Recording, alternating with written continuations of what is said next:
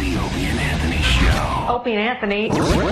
Radio shock jocks. Opie and Anthony. Entertain their offset. I refuse to sit here and think that radio has to be nice. Why?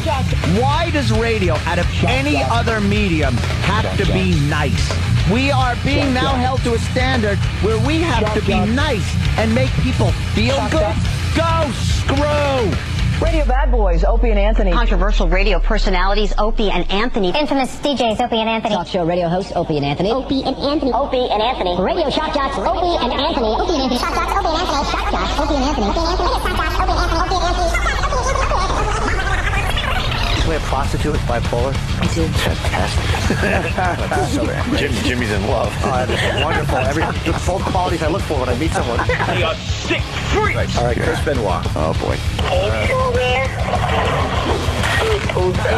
I leaned on the machine by accident and it hit a button. This is where entertainment is going. How fast did you get it up to? 180 miles an hour. What's the matter with you, idiot? Cut the It's time for people to understand these are words. If you don't like them, turn the dial. But enough of this palaver. Let's get the show on the road.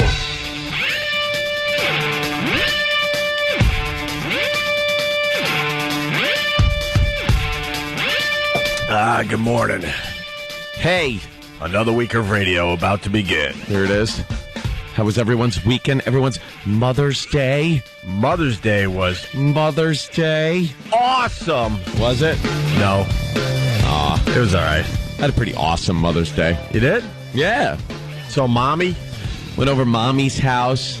You creep me out when you call your mom Mommy. She's my mommy. I think when you turn 12, you start calling her Mom. No, she's my mother. She's my mommy. You're 40 flurf, and you go, I'm going to my mommy's for Mother's Day. Hey, mommy.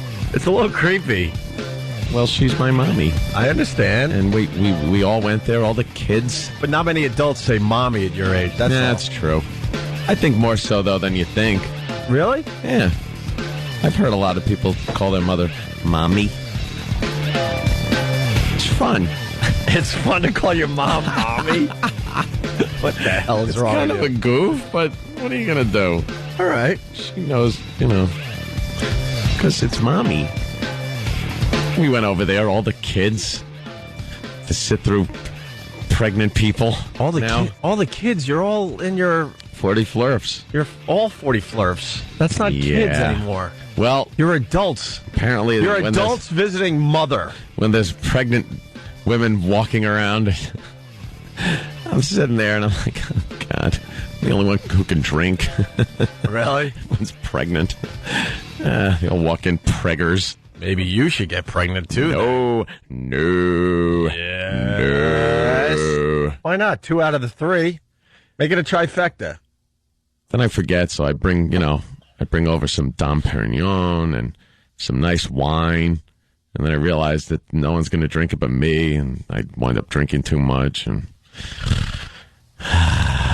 then you can't drive 55 on the way home? Well, finally happened. I got a ticket.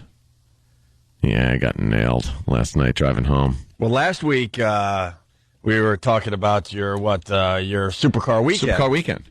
And you admitted that you may or may not have gotten a car up to about 180 over the weekend. Yeah. And now, a week later, you got a ticket. Yeah, finally. Finally got, finally got it. Got pulled over last night driving home. And, I got 95 and a 55. Oof. He hit me, too. Got me for no front plate. It's like, once you write someone up for 95 and a 55, perhaps you could just kind of look away from, I don't have a front plate on my car. Excuse me. No, where were you going? I was going home. And from Mommy's. Black cop, white cop? No, the guy was writing the demo. Wow, knew the show. It was one of those, just nothing worked. He didn't care. What are you going to do? Well, he knew the show? Yeah. Didn't you pulled out every friggin' thing I could try. I just didn't want to. He was very courteous and everything. It wasn't like he was, an ass or anything. He was very nice, but you were wearing the police uniform that the NYPD gave you, right? Oh yeah, I had my lights on the car and everything. All right, I was in a cruiser. Man, he must have had a bad day then. He must have. Maybe his mommy's not around for Mother's Day, and he had to take it out on you because, most of us get PBA cards. Wow, I had no idea what the NYPD hands out if they really like you. Well, my God, a little bit of everything. I think you're part of the police force. I am indeed I'm an officer. Yeah, a law officer. He has Justin Volpe's plunger. I just pull that out, sniff the end. Yeah, I'm good. You can let me go. What did you say? You said, how did you say I'm from Opie and Anthony? And he said, what did he say? How embarrassing. Well, that's why I never pull that card because I can't take rejection from a cop. 95 and a 55. I'm going to try everything. No, everything. I pulled out, I'm like, I got friends in the precinct. I got my PBA cards and stuff, and it didn't work. And he said, where are you coming from? And I told him, come from my mother's house on Mother's Day.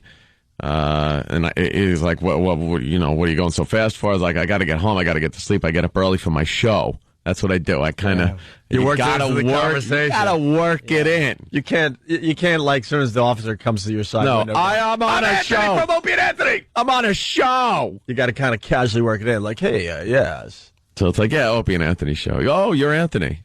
I'm like, yeah. And you're like, all right, nice. I'm off the hook. Goes, hold on a minute. Goes back to the car. I'm just, and then I realized he was in the car too long. Time's ticking. I'm just sitting there going, oh boy. So he comes back and wrote me up. But he didn't even give you nothing? He didn't knock any of it off? He didn't knock anything off. Ugh, like I said, he wrote me up for the speed. I think he added a mile or two. I didn't have my insurance card with me. I may have an old one. Yeah. I got the new one. It's, I'm insured, believe me. So he wrote me up for uninsured. And he wrote me up for no plate on the front. I'm not going to put a plate. And I always said, I'm not putting a plate on the front of the Shelby. I'm just not going to do it. So I'll eat that ticket. I don't care. I'll pay it. But the Speedo is like, wow. Oof. Don't you have to go to court for that? Yeah. That's a court one. That's a few points and maybe jail time. I don't know what that is. That's not writing a check and sending it in the mail. That's like... That's a tough one, You got to put your court suit on. Could knock a few miles off? He didn't knock a thing off, man. Cool. Not a thing. He was just... What could you get for a 95 and a 55? Well, I think you go to jail. No. You can go to jail. And I think... Like reckless driving or something. I think twice over speed limit is jail. I don't know. I think it's 25 over. 25 over and you can get jail. 25 over is bad. Yeah. You're not getting jail. Nah, for 80 miles an hour and a 55? It's 95 and a 55. I'm saying that's 25 over there. That's where jail starts? I don't know. Oh, you can lose your license, someone's saying, but I'm reading it off of, the internets. The internets? So, yeah, I don't think... well, that kind of put a damper on your old weekend, huh? Well, it was the tail end of it. So, what are you going to do? Saturday, I did nothing. I had a nothing Saturday, which is great. It's about time you had a nothing. You almost had a nothing weekend if it wasn't for this ticket, right? I finally got out of bed when my hips hurt. I was just like, ow, I got to get out of bed. I hurt. Wait. I was getting bed sores. It was just time to leave the bed. Wait, if you had a nothing Saturday, that means you had a something Friday. Yeah, Friday was a little rough? Friday might have been a little raucous. See, I didn't catch that when you were telling me in the office. I'm thinking... 8 points? You get 8 points on your license for a 95 and a 55? It can be 8 points. I can't have 8 points. 8 points is... Danny, yes? Well, 40 miles over the legal limit is 8 points. 40 or more is an immediate 11 points, and I think they revoke your license. Come on! Who's going home? It would be hilarious if you have to go to driver's ed. No, it's not hilarious. With all the little 15-year-old girls, man. All right, I'll go. I'll suck it up and I'll go to the classes. I think I need to be educated. I would laugh my ass off if you have to get your license all over again with pimple-faced kids. Oh, you know what? As much as that guy is a prick, I'm really grateful he did what he did. Shut up, Mister. Educate me, and we're trying to slow me down. Keep the radio show going for me. Yeah, listen to the signs. They're all around you. This one is a biggie. You got to slow down just a little bit there, Anthony. In general, yeah, you gotta be aware of the signs. Let's say hi to. Oh, look at that! Now you're going to get all sorts of info here. Bill on Long Island. Bill? Hey, what's happening? Hey. I just got a ticket on Saturday coming home from work. Gave me an 85 and a 55. Now, I was just 30 miles an hour over the limit, so it's just you pay it, mail it in, no court, no lose your license. 31 miles an hour over, that's when they can take your license away. Damn it. I knocked a few off mine. You're at risk of losing your license, my friend. For one Speedo? Yep. Give me a break. Thank you. Steve from Bayshore writes, now we know what the 511 stands for on Ant's hat, the day his ass finally got ticketed.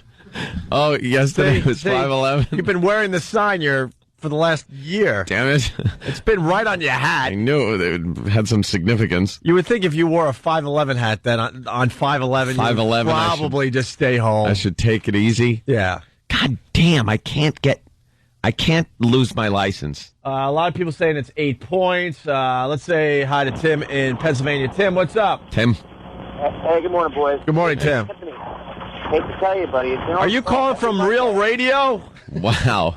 This is Real Audio, yeah. I mean, Real Audio. Real Audio. Version 1.0. I had to yell out that line because I can't hear you, buddy. What do you got, Tim? Every Monday. Obviously, I a turn on my sneaker radio, phone. I'm sorry. Can you hear me better now? Yeah, or a football phone. That's 0 for 2. Why don't you start crashing me? It would help me out here. All right, what do you got, Tim? Every Monday, Anthony gets on talking about how he's going this excessive speed and how he gets away with. I think the police at this point are probably sick of it, and they probably have a. I think what Tim's saying, you're gonna have to call from a better phone, Tim. You're driving everyone nuts. It's your own fault, Ant. You asked for it. That's what Tim is saying. He's calling from the future. Yeah. Mike from Whitestone. Mike. You know, Anthony. Hey. I listened to you talking about all your driving antics. Yeah, antics. Driving like a nut and everything. 95 miles an hour. You know, God forbid you hit somebody and kill someone. I don't hit somebody. I drive very nice at 95. I'm a good driver when I speed. Trust me.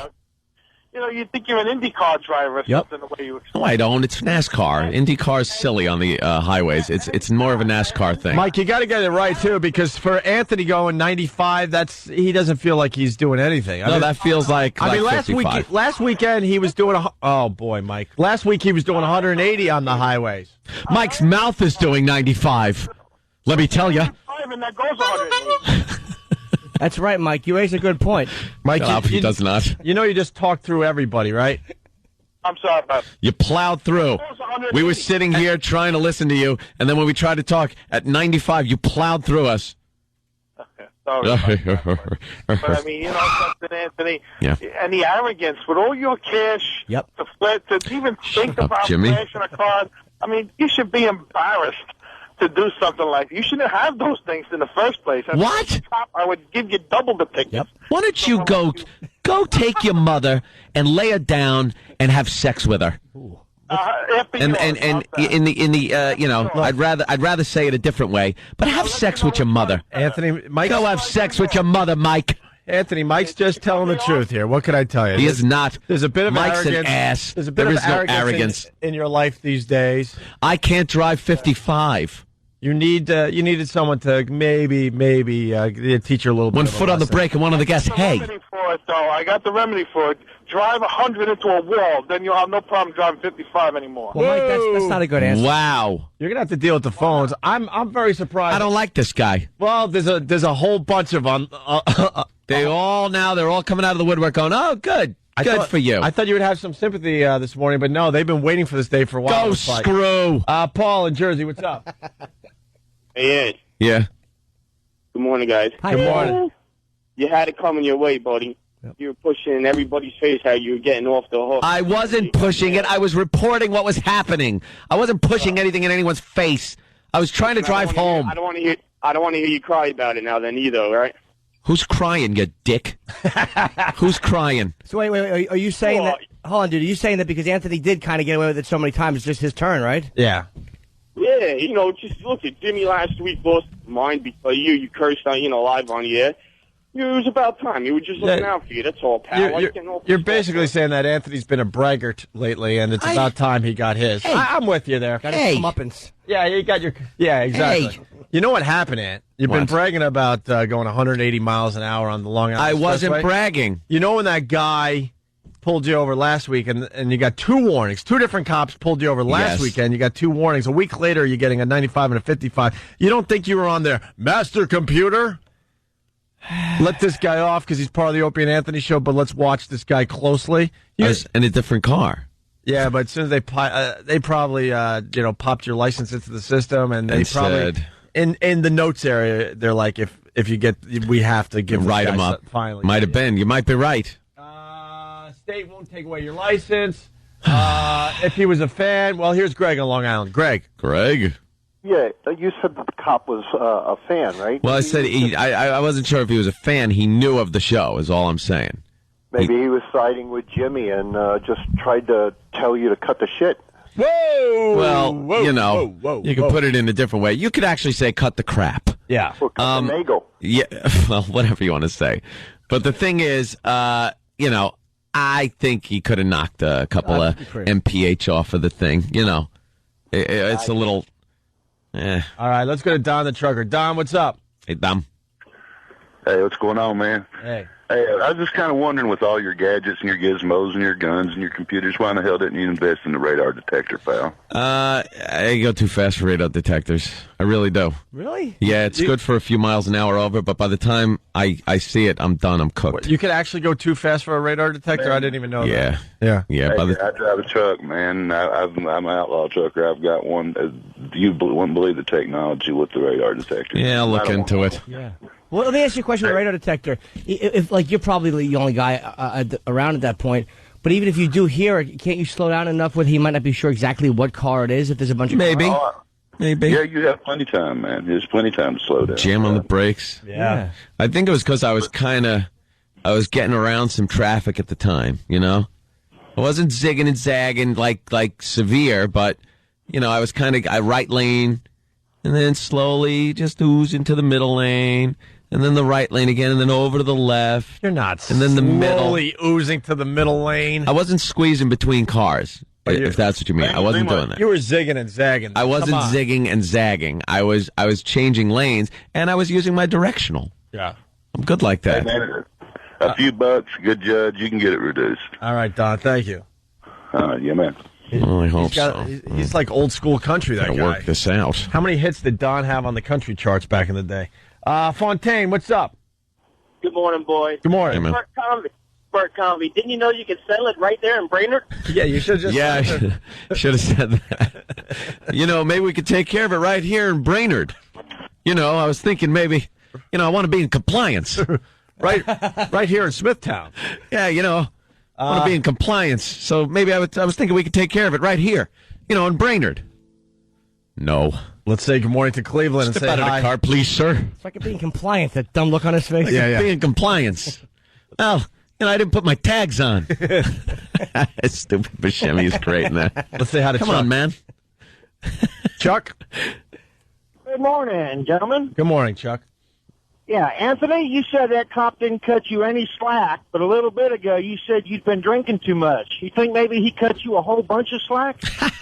Yeah, you did say... Let me think about this. Wow. Perhaps I was intoxicated. You said... And he didn't give me a DWI. He just wrote me up for traffic. No, I didn't leave drunk. You did say you drank a lot at your mom's, though. You kind of said earlier in the afternoon when I was there. We can't erase that from the record. You personally said that right around 6:07. Let me tell you what I do, though. 6:08. I stop and I drink club soda for hours before I leave. Hours. I was fine. And you're a small gentleman. It could not have dissipated yet. A small guy? I am.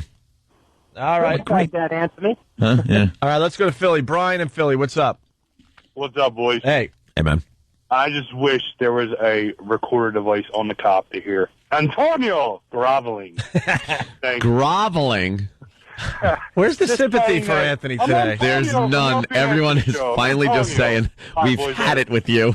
We've had it. This is everybody that gets tickets for doing anything wrong, and they've listened to me going off every weekend. Murder, basically. And they are now getting their day. I'm Anthony from the Opie and Anthony show. I have a PBA card. I know Keith, and he starts doing voices. Well, maybe... let's not write me up. How fast were you going? I don't remember. Yes. Let's go to Steve on Long Island. Steve. You don't have to give me a ticket. Limited tickets. Angry Vince. How important is the pen in writing a ticket? You're fired. There's no reason to write me up, officer. No reason. You know what? You think I'm going to pay this ticket? There's no chance in it. Hey, Steve, what's up? I don't have to pay tickets. Do you know who I am? A jackass. Didn't work. Nothing worked, huh? Nothing. Steve? Hi, guys. Hey. Listen, Anthony, New York State has a driver responsibility fee.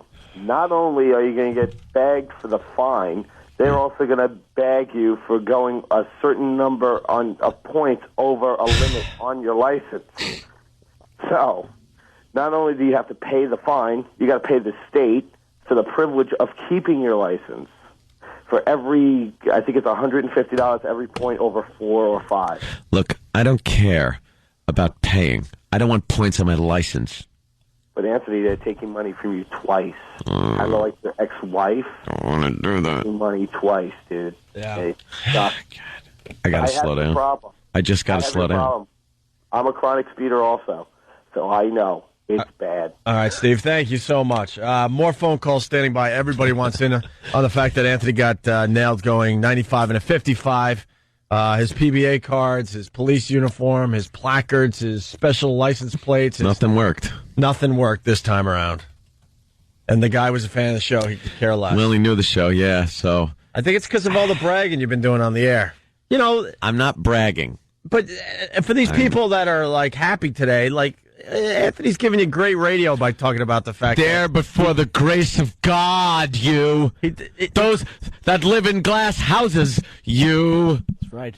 He didn't have to admit that he went 180 last weekend and got pulled over twice with warnings. I was just, people asked how was a supercar weekend. So I told them. I gave them a whole story. Wasn't bragging. It's part of my job.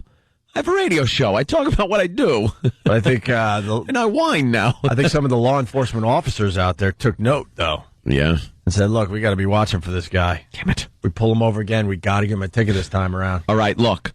Don't pull me over anymore. That's all I'm asking you. How about just slow down a little bit? No. Here's the deal. Don't pull me over anymore, and then you don't have to give me a ticket. All right. What? You don't like that? You're insane. I was trying. It is kind of silly. Did you at least shoot your guns this weekend? A little bit, yeah. All right. Yeah, went to the That range. made you happy? I love shooting. All right, it's good. a lot of fun. Just getting started. Phone number 877-212-0&A. The phones are lit. They want to talk about Anthony's speeding ticket. We got a lot to do. Oh, yeah. We start another fine week of radio. Give me my Claret and this stupid pollen. Coming up on the Opie and Anthony show, we're going to discuss cuddle parties. I guess it's all the rage here in New York City. Cuddle party? Yuck. Cuddle party, huh? And that's all it is, too, by the way. Cuddle parties. Because you would think, hey, wait a minute. Maybe it starts with some cuddling. Yeah, and then what happens? And then it's an all-out orgy. No. It's just a bunch of people, a bunch of adults cuddling. But is it like group cuddling or individual cuddling? It's like one of those stupid HBO real sex segments where they all just get together, touch each other, and go, Yeah, they set up cuddle parties. You old grandpas. You show up at someone's apartment, and you cuddle with strangers. And it doesn't lead to sex. Silly. Ridiculous, right? So you're just, like, holding somebody you don't know or give a crap about? If you want to do it now, we can. Phone number 877-212-0&A. Come here. No. I read the story. My God. Are we done with your speeding ticket? Yeah. For now? There's nothing much else. Anthony got nailed for a 95 and a 55. So how fast was Ant really going? He's saying about 95. I didn't jam on the brake when that happened. I was pretty much just driving. Yeah, the cop came out of nowhere. It wasn't like Anthony was going 120, saw the cop, and was able to slow it down to 95 before the cop, got him. Up here, it's a $10,000 fine going that fast. That's Georgia and Ontario, Canada. Oh, Canada. I hear you. Stupid Canada. They're a little crazy up there in Canada. Let's say hi to Mike from the NYPD. Mike, what's up? Mike? Hey, what's going on? Hey, Mikey. Man. I just want to let you know I'm a big fan of the show, and if I think after you would have told me that you were part of the show, I probably would have let you go out without a ticket. Thanks, Mike. Or knock it down Wish if you, that would right? have been you. Nah, not really. I rarely write anybody tickets. After I pull them over, I just mess with them. I'm going to get arrested, and I'm like, I'm just playing. Let them go. I'd imagine you guys just don't want to write those tickets. They're a pain in the neck. They really are. They're really long. Huh? Sometimes I run out of ink and everything. Yeah. I just think the front plate thing was a little... I can even understand. Look, I if I was speeding, whatever, the guy writes me up. But then to give me that no front plate thing on top of that, that's something you give somebody when you don't write them up for something. You go, all right, look, I'm not going to write you up for a broken headlight, but I'm going to give you this for that, or you was a little speeding over the limit, so I'll just write you up for no front plate or whatever, an equipment violation. To give me that is like, on top of the Speedo was a little... You know what's going to happen because of this? Because your irresponsibility? Yes, what? Keith the cop's going to have to quit his job so he could drive you in every day. Full time. Yep. He's going to have to drive you full time. Be my driver. You're lucky they didn't tow your car right there. This is Manny in Arizona. Manny. Hey, what's up, Owen Eggs? Good to finally hear you guys. It's freaking 3 in the morning right now. Anyway, Anthony, here in Tucson, if you don't have proof of insurance, you're effed. They'll tow your car away on the spot. I have insurance. My insurance card was expired. I have the new one. It wasn't put in the car. Yeah. Actually, it was in the car, by the way, but it was on the floorboard. I think another time I was pulled over. When I took it out, it kind of fell under the seat. So I actually did have insurance. I got to acknowledge something. The radio station we're on in Arizona decided that we need to be on in the middle of the night. They took away a really nice time slot from us. Yeah. And every morning we got a lot of people calling from Arizona that are listening to the show live still. Yeah. They said, all right, I'll just set my alarm to listen to these guys. It's kind of flattering. I just want to acknowledge that today. Tommy in Arizona, what's going on? Tommy. Anthony. Hey, what's up, man? Anthony. Hey. Pretty soon it's going to be, Vitamin, take me by the park.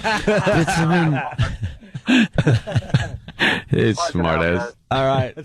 Well, it's heading that way. I was going to say slowly heading that way, but who are we kidding? Yeah. Did that guy say Tucson, Arizona? Yeah, maybe that's the cool thing to do out there. What? I know it's Tucson, but I think Tucson. Why would he say Tucson? I didn't question it because I'm thinking maybe that's like a local thing. Is that what you say, man? Tucson? You say Tucson if you're really from here and if you're cool. Jojo left his home in Tucson, Arizona. It doesn't quite flow. You get big laughs though when you enunciate wrong, like when you sound out like things. I was in a restaurant. I ordered filet mignon. Place Stop it! Fell out. Stop it! And if you would have had your sunglasses on upside down on your face, would have killed. They would have fallen down, just wetting themselves. Every time the waiter walked by, filet mignon. Filet mignon. All right, you want to hear about cuddle parties or what? Ooh. This is coming out of Philadelphia. Look inside local cuddle parties. Cuddle party. In today's nonstop rush to get here and there, maneuvering through a crowd of hundreds and in and out of lines of traffic, some people worry that they're losing touch with each other. Yeah. Now there's a way to really reach out and touch somebody else. You could do it at a cuddle party. Where are these things happening? Because you only read about them. You never hear about these goddamn things anyway. Have you heard? Has anyone invited you to one? Do you know where one is being held? I read about a cuddle party happening in New York, I believe, either in a magazine or somewhere. I read about cuddle parties here in New York as well. This is an invite? It costs $10?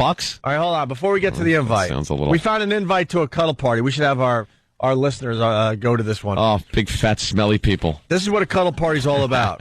It may look like a pajama party for grown-ups. Oh, cute. It's fun, but there are rules. The number one rule, ready, at the cuddle party? Number one rule. Jimmy, what's the number one rule at the cuddle party? Yeah. Let me think. No clear stuff. Yeah. Wear PJs with the backs that open. An older gentleman wants to cuddle with you. Pajamas stay on the whole time. Yeah, I bet. And this is what confuses the hell out of me. It says, this is a non-sexual event. How can you have a cuddle party and it's a non-sexual event? Let me tell you something. If you're rubbing up, if you're like cuddling up to some hot 22-year-old NYU student who decides to go to the cuddle party, and she's in her like nice PJs, and you're lucky enough to cuddle up next to you, you're supposed to like. If you're spooning with her, I don't care if your PJs are on, off, or thick flannel, you are going to start pushing your hips. Oh my God! Are you? You're going to start the hip push. You think they go, "What are you doing?" It's called a dry hump party. Yeah. What are you doing? This is non-sexual. Come on. This is they should call this, are you too unattractive to be touched for free? Well, if so, we'll pretend to love you for $55 at the door.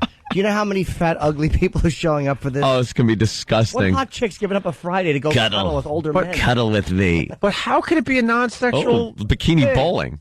Hey, where is that happening? On the news. It's the news. Look at this. There's a war. Dude, look how hot this is. Stop it. It's really hot. Holy Jesus. It's premiering today. That's right. On Howard TV on. Oh, Jesus. Well, he's got a great idea.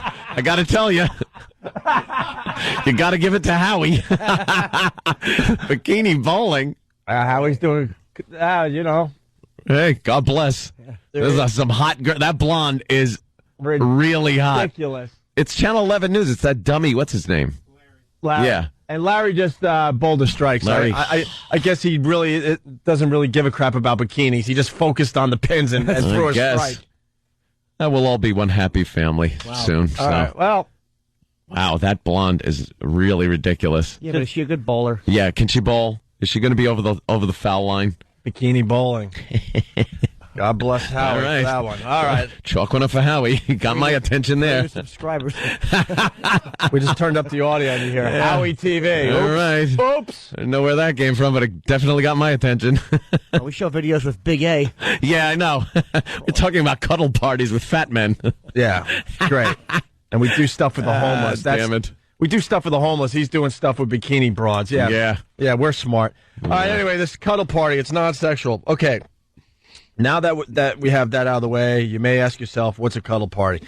This is a way of framing touch in a positive way, says cuddle party facilitator Edie Weinstein Moser. Edie Weinstein. What a sexy name. Weinstein. Wow. Weinstein, what's the line across? Dash Moser. Oh, she's got a hyphen. Edie says the parties which are held around the country and in our area hyphens are empowering. Are meant to help people achieve better intimacy and communication. And it allows people to express themselves in a comfortable and safe environment. They're snuggling, nuzzling, and even spooning, and this is not sexual. When's the next one? Yeah. Oh, my God. We got to go. No, we don't.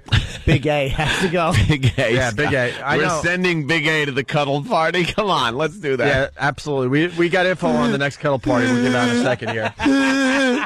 Could you imagine him nuzzling someone with his hot mothball breath? Oh, would that rule? Look, man, we all, when we were growing up, and if you're at a party and there's, couches and places to sleep, you're cuddling up to the hottest girl in the room, hoping you're going to get some action. You're not just sitting there cuddling. No. Oh, my God. We should all take a Cialis and go to the cuddle party. Hopefully get up right behind Edie Weinstein. Come here, you. I'm going to cuddle with you. Can we please put this information up somewhere? Oh, yes. So, it's on Friday. I'm not going to give the date, but Friday. Yeah, we'll get that. We got to get to the rest of this, and we'll put it up on onaradio.com. 2:30 to 6 p.m. Yeah. Well, they don't want it at night when you could possibly be drunk and on drugs and stuff. Our listeners could go to that. Edie says the parties which are held around the country. Okay, so you got the. It allows people to express themselves in a comfortable and safe environment. Okay, they're snuggling, nuzzling, and even spooning. But not everyone's ready for a group hug right away since you may not know everyone. So to get comfortable, there are a few steps to start with. Okay. At the cuddle party. The first step, whether you're with a partner or by yourself, is to sit and chat in a welcome circle. Yeah. A welcome circle. You want to join our welcome circle? May I sit in your welcome circle? Is there a cracker in the middle? I like a nice welcome circle myself. Guys, do you mind if I join your welcome circle? Oh. Welcome circle. Yuck. Sounds awful. Welcome circle. You hear the rules? Welcome circle. I'm Andrew. Yeah, sit down. Oh, and they're all just like, oh no, is he going to be cuddling? Who's he cuddling with? You watch how fast one of them has to get up and go to the bathroom. Oh yeah. I'm going to leave the welcome circle for a moment. We'll get a picture of Big A on onaradio.com for the people that don't know who Big A is, and then it'll make this a lot funnier to have him at a cuddle party. He's going to be alone as the welcome dot. Yeah. It's not even a circle, he's just the welcome spot. No one's going to be around him. So first you ask permission to join the welcome circle. Okay, may I? And then when you join the welcome circle, you hear the rules, which include asking permission and getting a verbal yes before you touch anybody. Uh-oh. And if everyone agrees to all of the rules, the cuddling begins. Yeah. Yeah, baby. Come on. And then you got some quotes here. I love experiencing the feelings that come up when you connect with each individual person, said cuddle party goer Linda Hunter. Day-to-day life can get isolating, so it's nice to have something to break out of that pattern. You know what? Got a lot of guys, obviously, listening to this show. Yeah. Why don't you tell your wife or girlfriend that Friday at 2 o'clock in the afternoon, 2:30 in the afternoon, you're going to a cuddle party. Yeah. And tell her it's non-sexual and see what happens. Yeah, you're just going to cuddle. Yeah, okay. And see what see what would happen if she said she was going. Yeah. And you know, you just stay home. I'm going to a cuddle party. What?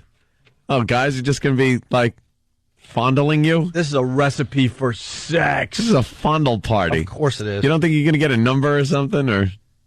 You don't think like the girl might just back up just a little bit, pull a little pant leg aside? I mean, we all talk about the guys and what we're able to do with our hips. I just showed up in my boy shorts. Right? Did you? Yeah. Oh, they said it was non-sexual, so I figured I could wear this. This is what I wear to bed. Okay. All right. Little Teddy and boy shorts. And she lays shorts. down, and you're spooning with her, and it's not sexual. You mind if I cuddle with you? Not at all. And then you just lay down and just shaboom, schlock. You're just like a pillar, like a granite pillar. Come on. Yeah. I bet you hookers show up to this thing. It's a smart place to go. It probably would be, because then there's cuddling going on. It's like, hey, you want to do a little more than this? You're up by 6. And how many people are like doing a little whispering like, Look, I'm here not for the cuddling. What about you? Forget this. Oh, my God. I was thinking the same thing. Forget this cuddle party stuff. Right. Where do you live? You want to really cuddle? I'll show you some real cuddling. How about we do some inner cuddling? Nude cuddle party. Right. All right? This is just the start. Dude, we should do our own cuddle party. Here in the studio? That'd be hilarious. People in their PJs show up and just cuddle, and they don't even know each other. That'll be it. The perfect strangers. We'll get them all in here to cuddle. If we did a cuddle party, how many people would show up before work? That's what I got to ask. You got to show up with some PJs and just lay around the floor. A bunch of dudes laying around in their pajamas. What girl is going to come to a cuddle party? A bunch of dudes and one fat chick. Yeah. For Eric Hunter, I have finally completely overcome my social anxiety that I had for decades. Linda Hunter, wasn't she there too? Oh, wait, was she there? Yeah, what are they, brother and sister? Hold That's on. hot. What do we got here? Oh, wow. It looks like Husband and wife? Looks like the Hunters are into swinging. Swingers, of course. Cuddle parties last for about 3 hours. 3 hours of cuddling? Please. That is torture. I could see maybe cuddling for a couple minutes going, all right, I gotta go, I gotta leave. You're going to be throwing those underwear away. If this is non-sexual, I could maybe last 3 minutes. Forget about it. Cuddle parties last for about 3 hours. Wow. Looks like rubber cement was spilled. And stuffed animals are optional. Aww. That's adorable. So we can be sure the plushies are going to show up then.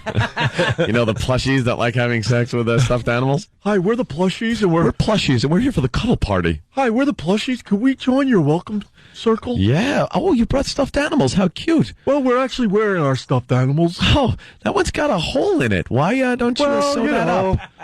Yeah. We figured we'd wear our plushies.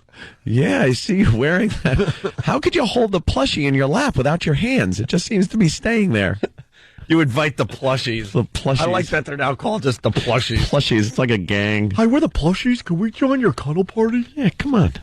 These folks enjoy themselves, and they tell me they leave feeling lighter emotionally and physically. Oh, really? You can't help but smile being around this. And who doesn't love a good hug once in a while? Yeah. 3 hours with strangers. This is creepy. There's something else going on here. There's 12 rules. Some of these rules are wonderful. What are the rules? I love the rules. You started reading them before, but keep those Yeah. pajamas down the whole time. All right. Well, actually, but what to wear, Jimmy? Pajamas, nothing too risque, so there goes the boy shorts and the lingerie. Think more comfy than sexy. More drawstrings, less lace. No shorts. What to bring? A pillow or stuffed animal if you like. Juice or sparkling cider is always welcome. This is great. Sorry, no liquor, folks. Otherwise, just bring your smiling self. All right, we're going to have a cuddle party. We're going to have booze. We're going to have Lacey. We're going to have boy shorts. We're going to have teddies. I love this one. Dude, you know we have our channel that's live on Saturday nights? Yeah. We got to just broadcast. Cuddle party. We got to broadcast a cuddle party. Ooh. Put it on the calendar, Danny. The first Opie and Anthony cuddle party going down. Cuddle party. On Saturday night in the near future. Come get the cuddle caddy. What's that? Or me. I guess that's who I was writing the rules. If there's a concern, problem, or you should feel unsafe or need assistance with anything, you got to grab a cuddle caddy. Excuse me, cuddle caddy? Cuddle caddy. Yeah. This guy's trying to me in my...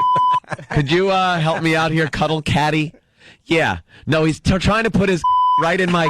Could you please help me, cuddle caddy? Could you use the beep? Yes. Cuddle caddy, this plushie has a raging...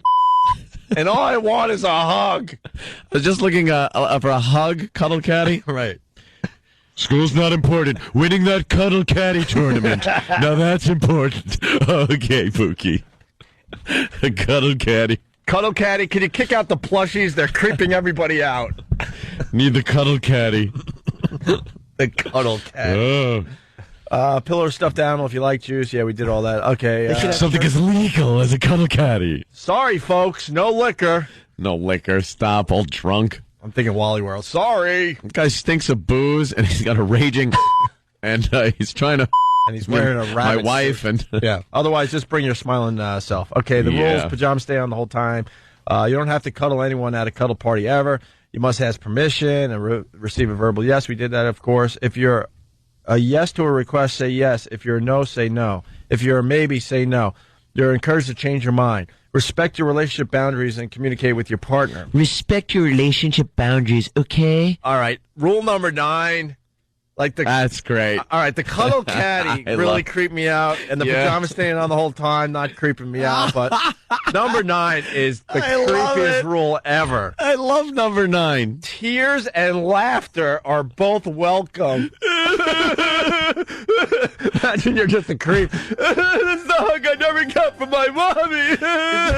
You just go to the cuddle party thinking maybe you'll get laid or something. Right. You know, you're cuddling up. You find a girl, so you start cuddling with her, right. And everything's going smooth. And then you feel a hand reach around you and start hugging you, and you turn around to, my daddy never hugged me. Just crying. I just come to cuddle. Don't mind my tears. They're welcome. Did you ever hear of Foundry? You know the song Pendulum? Yes. Yeah, how creepy. Exactly, all like Meatloaf in Fight Club. Right. You're trying to cuddle with the hottest broad in the room, and there's some dude in the corner just crying his eyes out as he's in his adult PJs. You know, I never got hugs like this. I'm hugging you. Would you hug me? No. Meanwhile, you're trying to, make time with some just some broad over here. Getting C-blocked by some guy. By some weeping gentleman. Who would go to a cuddle party? I'm thinking... Bang this broad here, Henry. I'm thinking... Probably a lot of... You think a lot of... Cuddle with their poodles. Oh, yeah, cuddle with their poodles. I'm thinking fat broads, and I'm thinking anyone that has some kind of issue with their sexuality. That likes Streisand. Whether it was... it was they were touched as a kid, there's something going on with their sexuality that you need to, I don't know. Some things have to be sorted out. Tears and laughter are both welcome. Yeah. Respect people's privacy when sharing about wait a minute. cuddle parties, and do not gossip. The other side of that is pretty good too. Laughter. Could you just imagine doing this maniacal laugh like De Niro in Cape Fear? Yeah. Just cuddling someone and doing this. That's terrific. I'm thinking more of that creepy laugh. That would be cool. Yeah. I'm trying to figure out. That's in your ear. That's how everyone reacts when the fat girl walks in. All right, I'm gonna join the welcome circle. You are a welcome circle. I'm gonna run down our laughs with this work at a cuddle party. I don't think you're getting many cuddles with that laugh. No, laughter's encouraged, as are tears, but not like that. No.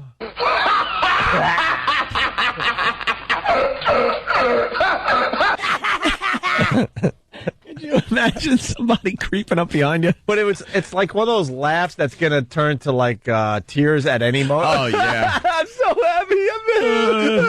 Just crying. We have to spoil the cuddle party. We have to ruin it. Absolutely. We're getting I want to wreck this thing. This one's creepy too. Respect people's privacy when sharing about cuddle parties, and do not gossip. Gossip? Yeah, about the... Did you hear what happened 3 people back? Did you see that creep? He's crying as he was cuddling. He's got bad hiney smell. Bad hiney smell. Just rubbing it on you. Yeah, what other... In front of your jammies stink. Yeah, what other like gossip? A hard day's work. What other gossip would you have? That's all you could possibly have. Ugh. What about the dude at the cuddle party that was wearing the Hannah Montana PJs? Yeah, what's going on there? I don't know, man. He's trying to creepy. Cuddle with a young girl over there. All right, we got to get Big A to go to the cuddle party. Yeah, I want to wreck this That's thing. why I don't know if we should give out the info. Why? Because I don't want them to be on to us. I want Big A to just, go to this thing. What do you think? I think if we give it out for the first, honestly, maybe 4 listeners will show up. But if we really work this behind the scenes, we could get Big A or somebody else to go, and then we could get a. What's up? Oh well, if you notice on the sheet, those are actually 2 different cuddle parties. Okay. So we can give one out and keep the other. Why are there 2 cuddle parties? I've never heard of these. Can't have enough cuddle parties. Wow. We got to Oh God, the Big A picture Iraq just put up is really creepy. That's him without the eyebrows. Yeah. Need some love? Have some love to give? Come join fellow New Yorkers in a cuddle party event. I told you, this is happening in every city. Bring a pillow and your cuddly self in PJs and have some relaxing time with cuddle bugs like yourself. Cuddle bugs? Ew. Ugh. Wow. What about cuddle roaches? $55 at the door. Where are these held? Like, I just picture out on the street. I would imagine in someone's apartment. Is it like an apartment? Is it a club? I imagine a warehouse where they used to have raves. Should be in an incinerator. Cuddle party. You will be kept together in the cuddle party. Cuddle party video just came up on Instagram. No way. Get that up immediately and get it up on onaradio.com later this afternoon. And then there's another one, Memorial... your pillow, so you'll have something to hump after the first 10 minutes. That's from Sean, the producer. That's funny. You know what, though? Cuddle bug. Or bring your pillow in case an old lady shows up and it gets boring. Hello, I'm the angel of death. Leave her bent nose laying there while everyone else gets up to leave.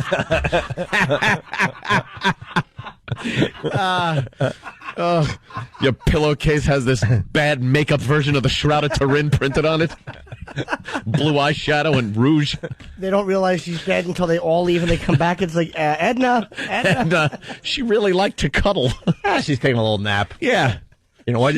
So caught up in the cuddling. How about this? You get a little ecstasy and go to a cuddle party? Nah. Oh yeah, you're thinking every touch would no be drugs. No drugs. Yeah, they don't know what you drop before you. Yeah. Did I just say drop? That's like it's the 60s. Like look at you, you're dropping acid. Benny's, idiot. Dexy's, meth.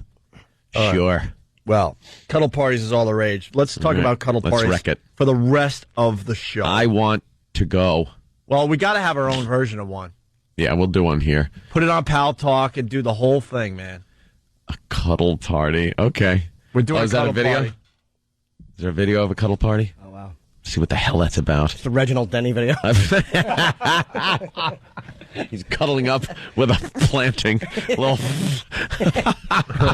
Cuddling up with a fist and a toilet. Here, cuddle up with this cinder block dummy. Look at the lovely Philadelphia police officers at the cuddle party with those gentlemen in the street. You should have cuddled with your gas pedal, idiot.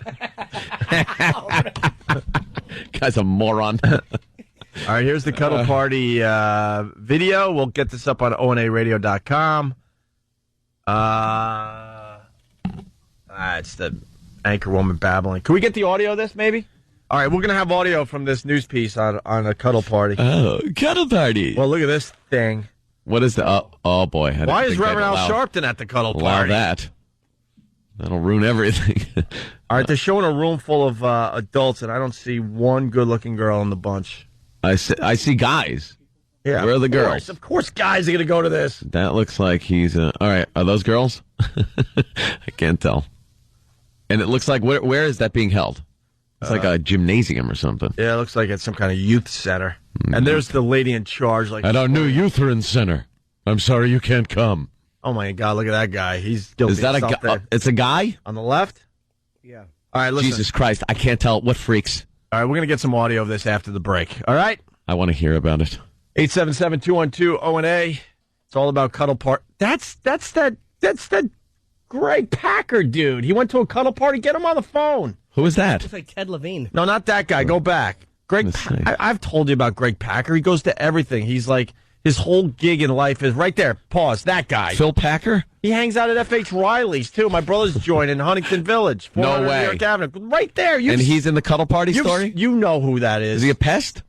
He is a professional pest. What he does is he tries to get on TV as much as humanly possible. Oh, okay. So let's say the Yankees are selling playoff tickets. He makes sure he's first in line, so the news crews have to freaking... They talk to him. When the iPhone came out, he was first in line. All right. I remember that guy then. This is his whole gig. He's got video of himself eating at McDonald's with Clinton back in the day. He's a professional, try to get on TV guy. And then he's cuddle party now. Now look, he went to a cuddle party. Jesus. I think we got his phone number. We should get him on the show. He listens every morning. Greg, if you're listening, give us a call. I want to know about this cuddle party thing you went to. And we'll get the audio from this news piece after the break. Opie and Anthony. Nice. I think they named a spider after Neil Young over the weekend or something like that. They found some spider, it needed a name, and they named it Neil Young. I think. I caught a glimpse of that in the paper this morning. Good morning. It's the Opie and Anthony Show. Iron Man, #1 at the box office. Some people care about this stuff, so we just throw it out there. Speed Racer was a complete bomb, only made $20 million. Ooh. Well, they were expecting a lot more money for Speed Racer, right? Yes. Jenna Bush got married on Saturday. It's got to be a weird situation. Mother's Day. The president's daughter. Yeah, and then she's got to lose the good name, man. I mean, a lot of people don't like she'll hyphenate. A lot of people don't like George Bush, but if you're Jenna Bush, you're named after a president. You don't want to lose your last name. Hyphenate, like the cuddle party woman. Cuddle party lesbian. Wait till you hear about Rule 7. Watch Rule 7. Watch out for Rule 7. We're getting all our cuddle party info together, and we'll have more on the cuddle party later on this morning. And not just, by the way, not just Big A, but we got to get Pat from Munaki to go. Yep. Oh, we got to get a few different. Yeah. Patty would be perfect. Oh, would she not shut up either? Oh, don't touch me there. She'd be so shy with anyone touching her. This could turn into something else. Let's get Tippy Tom, too. Tippy Tom. I'm here for the cuddle party. I want cuddle. Who's cuddling with me? I want cuddle party. All right, our dream team. I paid my money, and now I want cuddle. Our dream team for the cuddle party is Big A. Dream team. Pat from Munaki. Stark and Patty, you've made the dream team for the cuddle party. And how about Twitchels? And laying there just twitching and grunting.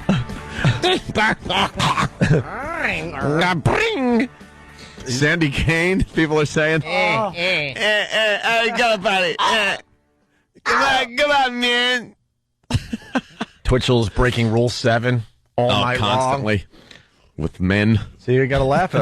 But you got to know what Rule 7 is. We'll tell you what Rule 7 is in a little bit. Speaking of Sandy Kane, this might be worth playing. I don't know. I think the video and the visual is much better. But on Friday's show, Sandy Kane came in.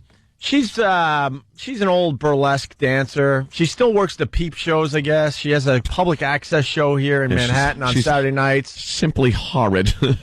She gets really mad when we talk about her age, but it's safe to say she's in her 60s, right? Yeah. Early 60s, and still wears basically nothing when she comes and sees us, and she gets naked, and it's just horrific. She should have white. She should have striped socks that curl up under a house. That's what she looks like. I'm lost. That Wizard of Oz. Oh, God. Of course. They just curl up. Of course. Leave it to me with a nice homosexual reference like the Wizard of Oz. You know. Yeah. It's accurate. Well, yeah, she looks like she's just melting. And her new gimmick is to be the Times Square cowgirl. She wants to be the naked cowgirl. They have the naked cowboy that dresses in red, white, and blue, and a cowboy hat, a guitar, and sings, and tourists from all over take pictures with him. That's what we have here in New York. Whoopity-doo. We had him on the show once. He's a nice enough guy, but we're like, ugh. Bore fest. He's a tool. He really is a tool. He pretty much sings in Times Square in tighty whities and just like cowboy boots and a cowboy hat. Yeah. And the fat freaking tourists from all over the world just eat him up for some reason. He makes a bloody fortune. Let's take a picture with the naked cowboy. Oh, my God. Look, we're in Times Square, the naked cowboy. Now let me just take video of TGI Fridays. I'm going to show this to everyone when I get back to wherever the hell I come from. Why? Des Moines. You ever see people, you're trying to just cross the street, get from point A to point B, and they're videotaping something that you're just looking at going, who's going to watch this? A Marriott. Yeah. Look, get out of here. Sandy's there, the little kids go, oh, look, the naked crypt keeper.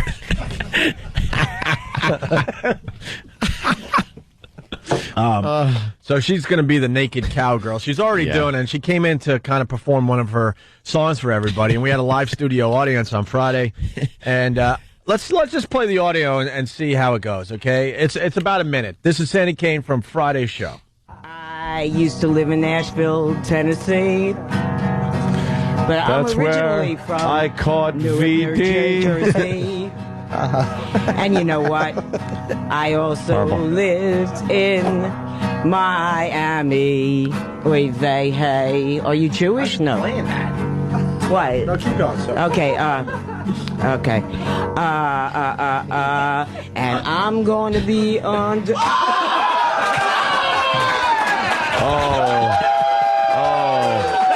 And it seems Opie has taken scissors and cut all of Sandy Kane's strings. Oh, that's going to leave a mark. Sandy, let me see.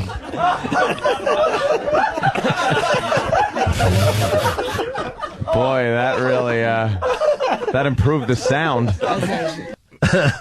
Cut strings. Well, I got to thank Danny. He came up with the idea, and I'm like, and stupid me, he gives me these scissors, and she's plugged in. I'm like, am I going to get electrocuted? He's like, dude, you know you're not going to get electrocuted. And then I'm thinking, and then I go, Danny, how am I going to cut through? He goes, they're nylon strings. It's going to be really easy. Yeah. And man, it was extremely easy. Yeah, when you put a little tension on him, that's it. It's over, Johnny.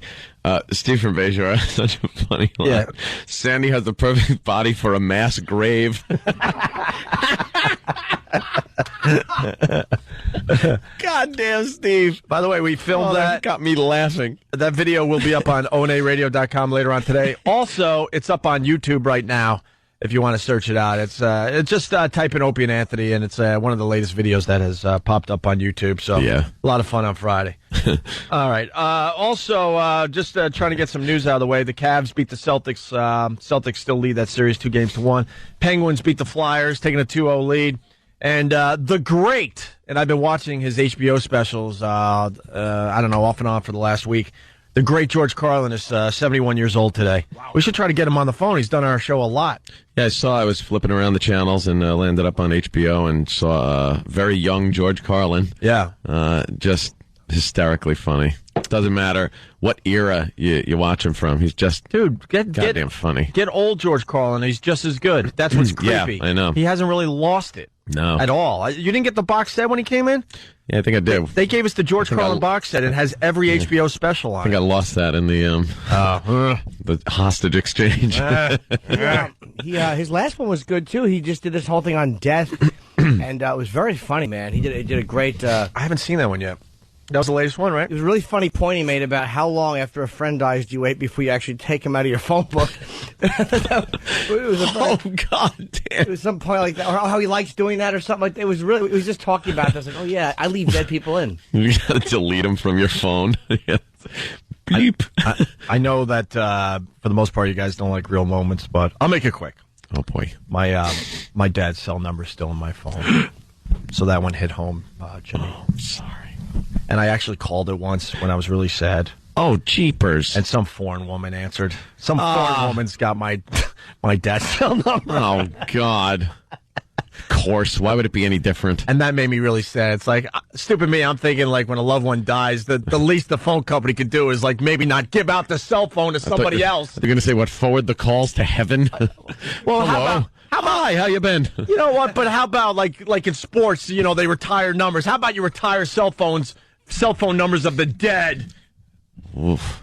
That's creepy, actually, though. And I still got it in my phone. Hold on, real fast. Yeah. We should call the lady, and I'll just have an uncomfortable phone call conversation with her. I'll do it off air. I'll talk about how this used to be my dad's cell number, and now you have it. It's a big responsibility because my dad was a great guy. And now you have it. So how does that make you feel? So be courteous. You have the cell phone number of a dead person. Ooh, you never think of that. Wonder if we have cell phone numbers of dead people. Oh. Absolutely. You think the phone companies care? No, of course they don't. They're like, oh, this person's dead. All right, another number to give out to somebody else. Reminds me of that Twilight Zone. Oh, boy. The phone wire went over the grave, and they get hear like, where are you? Where are you? And she's like, hello? Oh, and they're like, no, there was a storm, and the phone wire came down, and it landed on the tombstone. Oh, God. That creeped me out. Look at me. Oh, I got goosebumps. I couldn't watch that. Goddamn Twilight Zone is still creepy. Is that at the end you find out that that's what was happening. This old woman is just sitting there, on the phone. Hello? And she wanted to talk to the guy, I think, but he couldn't quite hear her, and And then a phone bill came in. It was like $8 billion. Yeah. And it was the 50s, so that's a lot of money. Yeah. She must have had AT&T. That's why I couldn't hear. Yeah. She's on the Verizon. How many bars do you have? What? What are bars? You know what? Fast Freddy, I like you today. Jamaica State. Actually, I like Freddy for the most part. He goes, today I learned Ope's dad's not dead. He just ran off with some Guatemalan housekeeper. Oh, God. Oh, jeez. But I'd like to think that my dad is still alive somewhere. With a Guatemalan housekeeper. Why not? That makes it much... That's a much easier visual to have, actually, than the one I have in my dreams. Oh. Hey, Charles Barkley. Those go away after a while, by the way. The dreams? Dead dad dreams, yeah. It's going to be 4 years this summer. Nah, it takes a long time. I was having those for a while. You kind of hang out. It's kind of cool, you know? Kind of sit and chat, and then you realize, oh, this is creepy because you're dead. Well, some people... you got to But some people say your dreams, you're actually communicating with dead people. No, you're just dreaming. Well, that's what it is. Some people would argue the other side of that. But then all of a sudden, you're on a boat that has a clown face for a motor. It just doesn't make any sense. Stupid dreams. I hate them. Why do you have to ruin everything with logic? Sorry. I'd like to think that maybe I am talking to my dead dad. Hey, thanks for ruining it. Sorry. That's how it is. Charles Barkley got pwned over the weekend, I believe. I love that song Crazy he does. That's Gnarls. Oh. Gnarls. Jimmy. I'm tired. Oh, no, we might get in some. So are your Jimmy jokes. Today. I really want. All right. Wait, you know what? This is how quick we are. Uncle. This is how quick we are on this show. Do that Orson Welles again. Orson. We've been playing those the sounds of Orson Welles for the last few days or a few shows. Love those. Well, Loose Fusion took those sounds and made something with it. I think this could be the start of something. Loose Fusion. Do the Orson Welles again. Yes. This is a little intro to a commercial he was doing. This is his first line. Well, this is what Loose Fusion did with that. Right.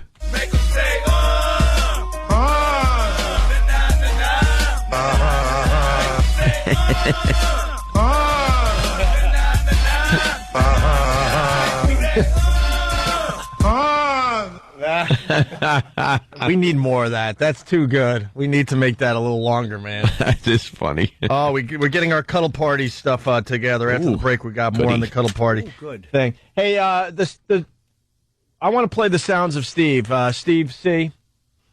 We took some of the noises he makes in the production room, and someone put it to Metallica's One. Yeah. Listen to this. It's quick, too.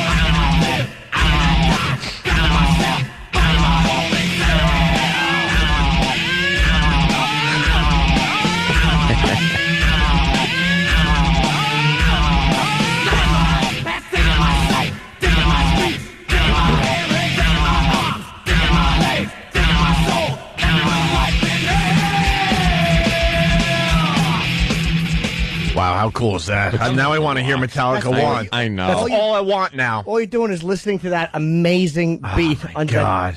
That Lars, he is an ass, but wow. That damn song gives me goosebumps. Amazing. That's an amazing, amazing. What do you think, Danny? You're a drummer. What do you think of Lars? It was average at You best. think of Lars? Lars really was average at best. And the funny thing is, like, everybody who listens to that song, that's all they could talk about is that part of One where it's the double bass. That is... So, like, it's not slow double bass, but it's such just a whatever pace. Like, no one cares. Shut up! Yeah, what do you mean shut It up? rocks! It does. I'm not saying it doesn't rock, but it's not. We were joking when we said average at best. Damn! I think that's a great drum riff. But it's not. That's not an impressive double bass roll. Bring your drum set in. Okay. I want to see you do some drumming. Who do you think's a great drummer? Who do you really like? Neil Peart. Neil Carlin. Neil Don't pick Peart. someone lame. Neil Peart. Man, favorite drummer of all time? Or just one that you think is great? Tommy Lee. I'll say Vinnie Paul. It has way more speed than Lars does from Pantera and Damage Plan. You don't think Lars has endurance with his double bass playing? There's some songs he's going through entire friggin' 10-minute songs. There are some. I can't think of the goddamn band now. How about Motorhead? The drummer from Avenged Sevenfold could do double bass lines so fast, and he'll do them for four and a half minutes straight. Yeah, but it's not just the double bass thing. It's the whole thing. Lars, Lars kicks ass on those songs. Yeah, Justice was a great album. I'll give him that much. Okay. I love. Oh, wow, Danny's give him that much. Danny's a drum snob. You hear him? I'll give him that much. I'll give him that one. You know. Yeah, I'll toss him a bone. A lot of music one. guys would say it's a masterpiece, but Danny will give him that much. I think Lars. Justice for All is a masterpiece album, definitely. I mean, Danny should be a drum snob. He's played Rock Band for at least 30 hours. Excuse me, expert drums on expert. Rock Band. Mr. Wii just owned you. Yeah, are you playing expert on Wii Fitness yet? Wii Fitness. Leave the Wii alone. That's what we want to do. I want exercise in my video games. Hey, they got sit on my ass and kill things. Hey, it's all the rage. They got the trainers from Biggest Loser, and they came up with a game called Wii Fitness. Oh, great. So your character could be there with his big South Park head. You could exercise. Wonderful. Kids love that. Ugh. What other games do they have? Healthy eating? Well, actually, I think there is a cooking game. There is a cooking game for the Wii. No, there's not. The Wii stinks on ice. All right, now he can't defend the Wii if they have a cooking game. But you can chop the vegetables with a little controller, Anthony. Because you have the controller. Yeah, you can. So as you move the Wiimote, as they call it, it chops the vegetables. How about you just cook? Wait, isn't it called like Mama's Cooking Party or something? Mama's Cooking Party? Cooking Mama? Ew. Oh, is that horrid? We were joking. All right, get info on Cooking Mama. Mama. I got to see what this is all It'd be about. funny if you were actually cooking your mother in the game. That I could appreciate. But Because they're gonna crucify us. You got Danny from Tool as the greatest drummer of all time. Someone is mentioning. I don't know his name. Bonham from. I don't know his name. Lamb of God dude. I don't know his name either. Huh? Chris Adler? Just call him Lamb of God dude. Lamb of God dude is people want us to acknowledge as well. And of course, Ringo Starr and Phil Collins is coming in. Phil Collins is ridiculous. He's ridiculous. Have you ever heard some of his drum work? It's How about Mickey D? Oh, yeah. He was pretty sweet. This is Susudio. You know, he's an amazing lead singer, but you gotta throw Sully in there, man, from Godsmack. Sure, that drum. When he gets behind the drums every once in a while, it's ridiculous. I was reading in the paper, Sully's doing a solo show down in Atlantic City this weekend. Really? I'm thinking of going in Music Box. Yeah. Music Box. He's doing a little solo thing. Solo? Maybe him and his acoustic. Does he get an attitude? No. I think he's just doing, a little acoustic thing. Fanster? Well, Steve made sure that we not forget Mike Portnoy from Dream Theater. Who played... What about my drummer from Foundry? Did you hear some of the drumming in Pendulum? Drum machine. All right, listen, we got to take a break. We have to take a break, but Charles Barkley, this is where we were at, and then we went off on a little tangent. He's a great singer. No. Oh. No, that's no. Oh, Jimmy said that already. Yeah. Go to YouTube for the people that are at their computers already. Cooking Mama Wii trailer. Oh my God! Look at you're stirring sauce. It looks like graphics from 1986. This is an awful game. You're stirring. You're using a rolling pin. You're cutting meat. Why wouldn't you just cook for real? Just cook. The Wii is awful. It's not that cooking isn't fun. The Wii is not awful. It is now. See, we lost Dan too, the biggest supporter of the Wii. You're the biggest supporter. Now. Oh God, that's funny. I was with you, Dan, with the Wii bowling and the Wii tennis and the Wii boxing. I was there. Wii baseball is cool, but Wii cooking. There are Wii bowling leagues at bars. They're a lot of where fun. Every Wednesday night or something, they get together and it's like bowling night. And it's horrid. It's a great drinking game. Hot. Next what time are they making? What are you putting cheese on a burger? Anthony, get the lettuce too. Wow. Anthony, get a Wii game. Yeah. And next time you have some people over, get the beers flowing. I'm telling you, you'll have a lot of fun. Yeah, instead of banging chicks, you can play video games. Yeah. Well, sometimes you got to socialize with the women before you bang them. It's not... With Wii cooking? Yeah, do a little Wii cooking and then get naked. That's right. When you're done virtually rattling those pots and pans, virtually get in the bedroom. Exactly. Before you have to virtually get a cab at this hour and leave. Virtually take care of that black eye. We should have Weed Day on the Opie and Anthony show. No, we shouldn't. Weed Day on the Opie. We got a lot of things we got to do. We got to get a cuddle party together. And now we're going to do Weed Day. Actually, and drums. We have a Wii on the other side. We're doing Weed Day. Okay. Set up the Wii. Great. I'll watch. All right, listen. Charles Barkley, let me get this in. A Wii watch. Is that something you could do? With the Wii, you can watch people play a fun video game? As long as you got the Wii controller in your hand. Yeah, yes, the Wiimote, Opie. It's a Wiimote. A Wiimote. Charles Barkley, I've been trying for about 15 minutes here. Doesn't work 3 times. He was... You're making crazy. Hey! It's just a quickie to go to break. Yeah. Ernie Johnson gets Barkley a la Anchorman. They decided to F with Charles Barkley. I think he had to be in on this. No one does this stuff without telling the other person on network TV or whatever. Yeah. TBS or wherever the hell he's on. I saw the video's up everywhere. He looked visibly stupid. Oh, really? Yeah, like he the minute he said what he said, he just pulled away and was like, "Oh no." So basically, on the teleprompter or whatever it's called, yeah, they wrote something that Charles wasn't supposed to say at the end of what he was supposed to say, and they got him to say it. All right, yeah, the video's everywhere. We'll have it on onaradio.com later today. You see the movie Anchorman? No. Ron Burgundy. Remember where they said, "Go ahead, put that in there. He'll read anything that's on the teleprompter." A teleprompter is the machine here. I mean, it's attached to the camera, and so you read script. So you're seeing some script there that they had Charles read for a T-Mobile spot at halftime after we got off the air. Read anything. Yeah, and so I saw that when I was getting ready for the show earlier tonight. I looked in there and I said, "What's this for Charles?" And I went, "Oh, let me just add a little something in here and see if he reads it." Roll it. You're an idiot.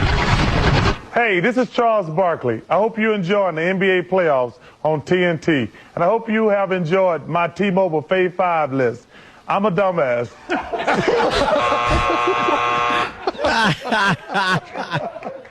Oh, my God. That's pretty good. I'm a dumbass.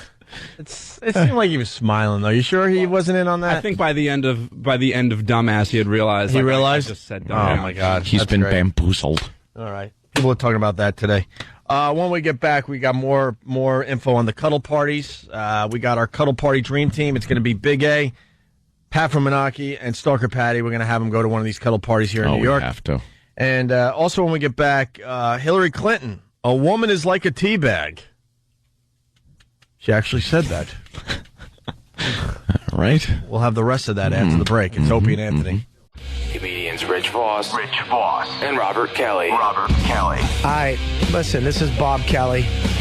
I don't even know if this is going to do any good, but I'll give it a shot. Who's that, your wife? Tell the funny half of you I said hello. I'm not your wife. June 6th, Count Basie Theater, Red Bank, New Jersey. Shut the fuck up. I let you say your shit. No, you did. I let you say it, and then I talked in between. I didn't talk over you while you gave the info. June 6th, Count Basie Theater, Redneck, New Jersey. Red Bank. Who gives a fuck? They're not showing up anyways. Yeah, they will. Not really? All right, yeah, Jersey's not bad. I'm going to be doing it. This is what he's getting at. It's me, Patrice, and Mike DiStefano. It's not Rich Voss. No, Rich Voss is not on this tour. It's almost like a little mini virus tour we're going to do. I set up and I'm not on it. No, you didn't set up. I planted the fucking seed. Don't lie. Story of your fucking life. I did that. I told Charlie to do silent films. Listen, Red Bank, New Jersey. For tickets, 732-842-9000. Or go to www.countbasietheater.org. June 6th. Me, Patrice O'Neill, and Mike DiStefano. No Rich Voss.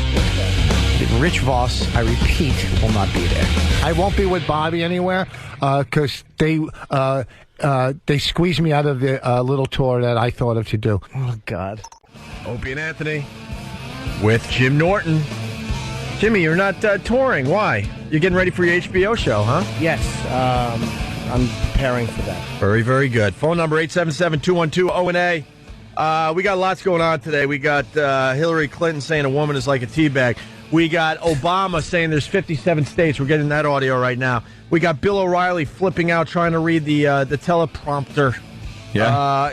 Yeah, also, we got a woman stabbing her boyfriend while they watched porn together. We got audio on cuddle parties. What do you want to do? What do you want to do? I want to hear Hillary say that. You want to hear Hillary? Yeah, 'cause I didn't hear about it. What's going on with Hillary Clinton, really? I don't know. Everyone is basically saying, will you drop out of the race for the sake of the party? Yeah, and she leave. refuses to. Why? She's a selfish C. She's ruining the party. Obviously, it was her dream her entire life to be the first female president of the United States of America, and she can't accept defeat. It ain't panning out this time around, lady. Leave. That's right. Give it to the other guy. Hey, the other guy. Either that or she thinks that something's going to happen with him and Jeremiah Wright, or she thinks he's going to self-destruct somehow. I was telling Anthony in the office, something is up. I think she might have an atom bomb on Obama, but she doesn't want to break it out because she's still thinking if she might be just the vice president, which would be pretty cool for her as well. Because it doesn't make sense. It doesn't make sense that she refuses to drop out for the sake of the party. She's selfish. So this is her latest soundbite. A woman is like a tea bag. That's all. Teabag. Let me see. They can smell oniony on your nose? Occasionally they both have strings hanging from them. I'll give you one of these. And one of these. Ooh, thank you. And this. It's a lot nicer than my line. Because they're both fun to put in scalding water. Doesn't make sense. That's funny. She just comes up with these out-of-touch sound bites. Listen to the rest of this. This is so awful. The real answer. Yeah. A woman is like a tea bag. You never know how strong she is until she's in hot water. How strong a tea bag is until it's in hot water. You What never does that know. mean? You never know how strong a tea bag is until it's in the hot water. What? Tea. It's stupid tea. The tea is strong, not the tea bag. I haven't seen. And I think you know because you bought it and you look and you go, oh, this is strong tea. Well, this is just like regular tea. Take her bra off. These now look like tea bags. There you go. Oh, what a dumb. Is that one of her ad libs? I've never seen. Did someone write that for her? I've never seen a tea bag fall apart in hot water. So what is she getting at? You just never know how strong. All tea bags are strong. That's their only purpose. I thought you meant the taste of the tea, but she means like the strength of the bag. Oh, wow. I was thinking she's an old bag. Now yeah. Wow, who knows? Whatever. And then you got Obama doing this. It is just wonderful to be back in Oregon, and over the last 15 months, we've traveled to every corner of the United States. I've now been in 57 states, I think. All right. Okay. I was going to go with Jimmy that he's just tired, but when you say I've been in 50, and he's still thinking how many? There 50 is no excuse for that. No. Every kid knows there's 50 states. 50 states. That's it. It's a nice even number. It's been that way for quite a while now. 50. Maybe he's been in 47, and he didn't mean to say 50. Maybe he was thinking 47 or 37. Oh, Jimmy, you're ruining our fun. Maybe he hasn't gone to Alaska. Or maybe he knows Hawaii, Hawaii. No, he's been to Hawaii, right? That's where he was born. And the state of Puerto Rico. Yeah, for some reason they can vote.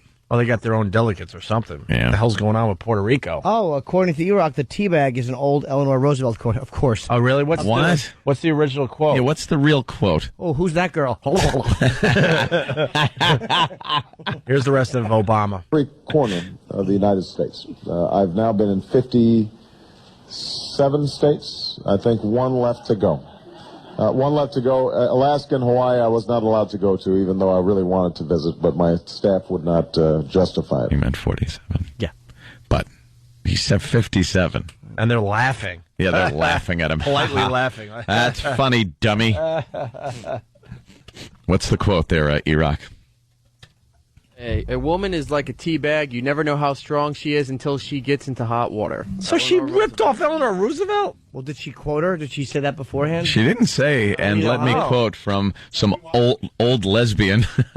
Exactly. Allegedly. It's like a tea bag. Not allegedly. A flow-through tea bag. You can spread it apart and stick your tongue through the tea bag. It's like Eleanor Roosevelt said, I wish I had a mustache so I could use it as a flavor saver. That's what she said, huh? Yeah. Yes. It's like Eleanor Roosevelt said, look, not one new pair of shoes in 4 years.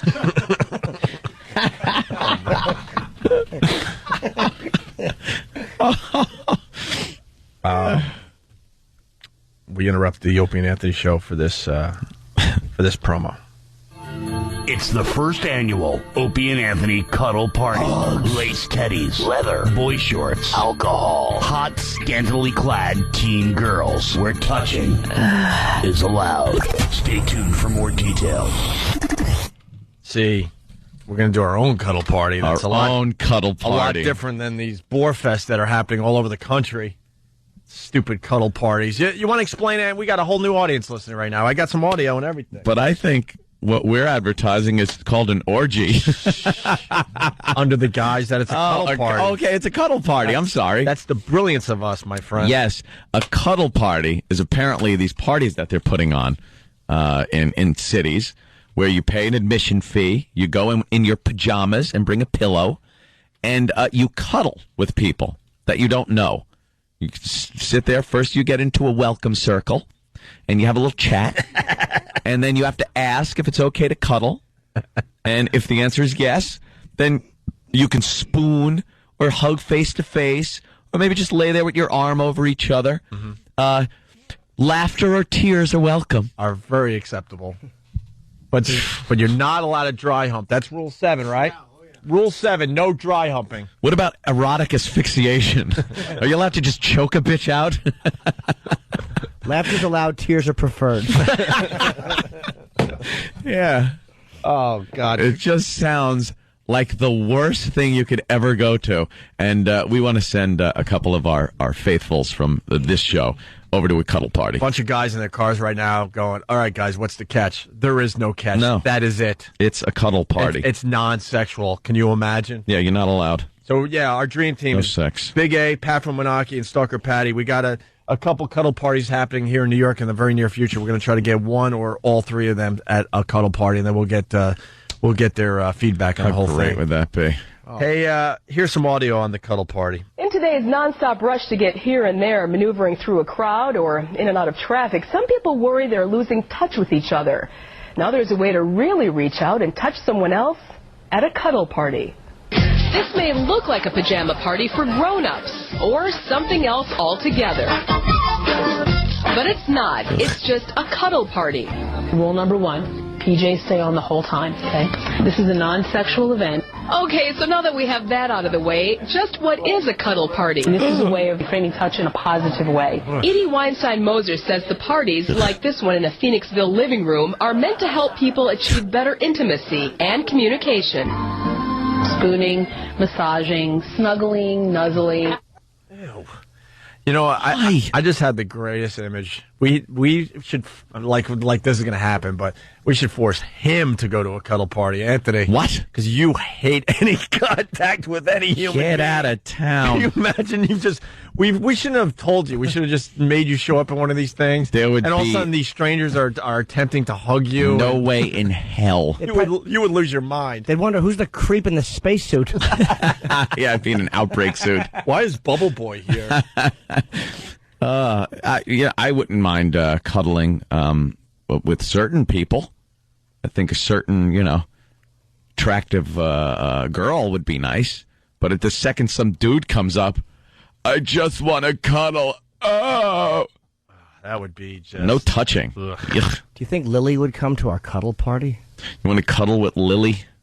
Well, of the crew we have on both shows, she's the best option. Yeah, we're gonna have a cuddle party, and what E-Rock? Cuddle with E-Rock? Are you allowed to go to the cuddle party, or you want to cuddle E-Rock? You wouldn't be allowed? No guy's allowed to go to a cuddle party, even though it's non-sexual. Try to tell your wife or girlfriend you're going to a cuddle party. It's non-sexual. Stop it. Don't argue. Here's more audio on the cuddle party. Not everyone's ready for a group hug right away, though, since you may not know everyone. The first step, whether you're with a partner or by yourself, is to sit and chat in a welcome circle. You hear the rules. You have to ask permission and get a verbal yes before you touch anybody. Any pink socking? If everyone agrees, the cuddling begins. Allows people to express themselves and in a comfortable and safe environment. I finally completely overcome my social anxiety, which I've been suffering for decades. Cuddle Great parties neurotic. jumps out the window. Bunch of neurotic messes. No kidding, man. I have social anxiety. This helped my social anxiety. Did it? Toss you like a bowling ball. I had a good nuzzle session with a plushie at a cuddle party. What a bunch of creeps. So many rules. Exactly. To adhere to. How about some fun ones, like after all the other ones, whites only and no fat pigs. Whites Lay down those cuddle rules. Whites only cuddle party. Yeah, just completely racist and horrid. Decades. Cuddle parties last for about 3 hours. Wow. PJs and 3 hours? How do you cuddle for 3 effing hours without effing? This is a, I don't even know if you can say it on the air.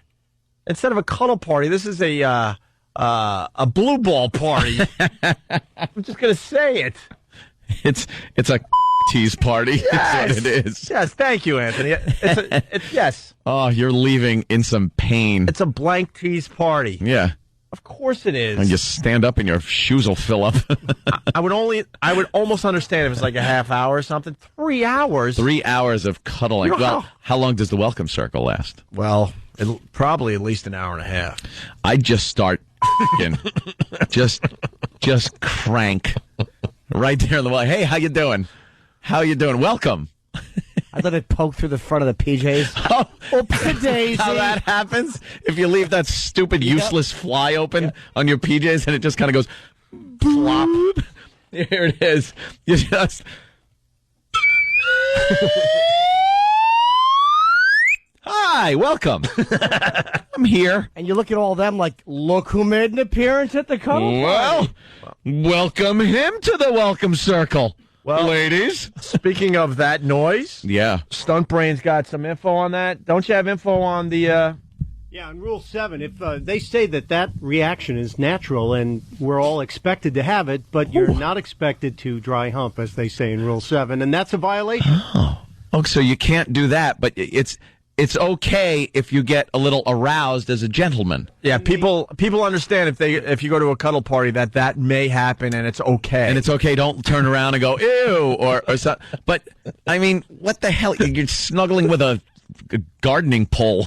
It's just what do you? They raise your hand. Your cuddle partner raises your hand if you violated Rule 7, and you're sent to the cool down room. There's a cool down room. Ew. You have violated Rule 7. All the wallpaper is lemon party. That cools you off. That cools you off. It's two girls, one cup. 2 girls, 1 cup, and lemon parties playing in the room. Actually, oh God, we actually got audio on how they handle the slide whistle. Let's just talk the slide whistle. Yeah. But first, the rest of this quote. Stuffed animals are optional. These folks enjoyed themselves. They tell me that they leave feeling lighter emotionally, physically. You can't help but smile being around this. And who doesn't love a good hug once in a while?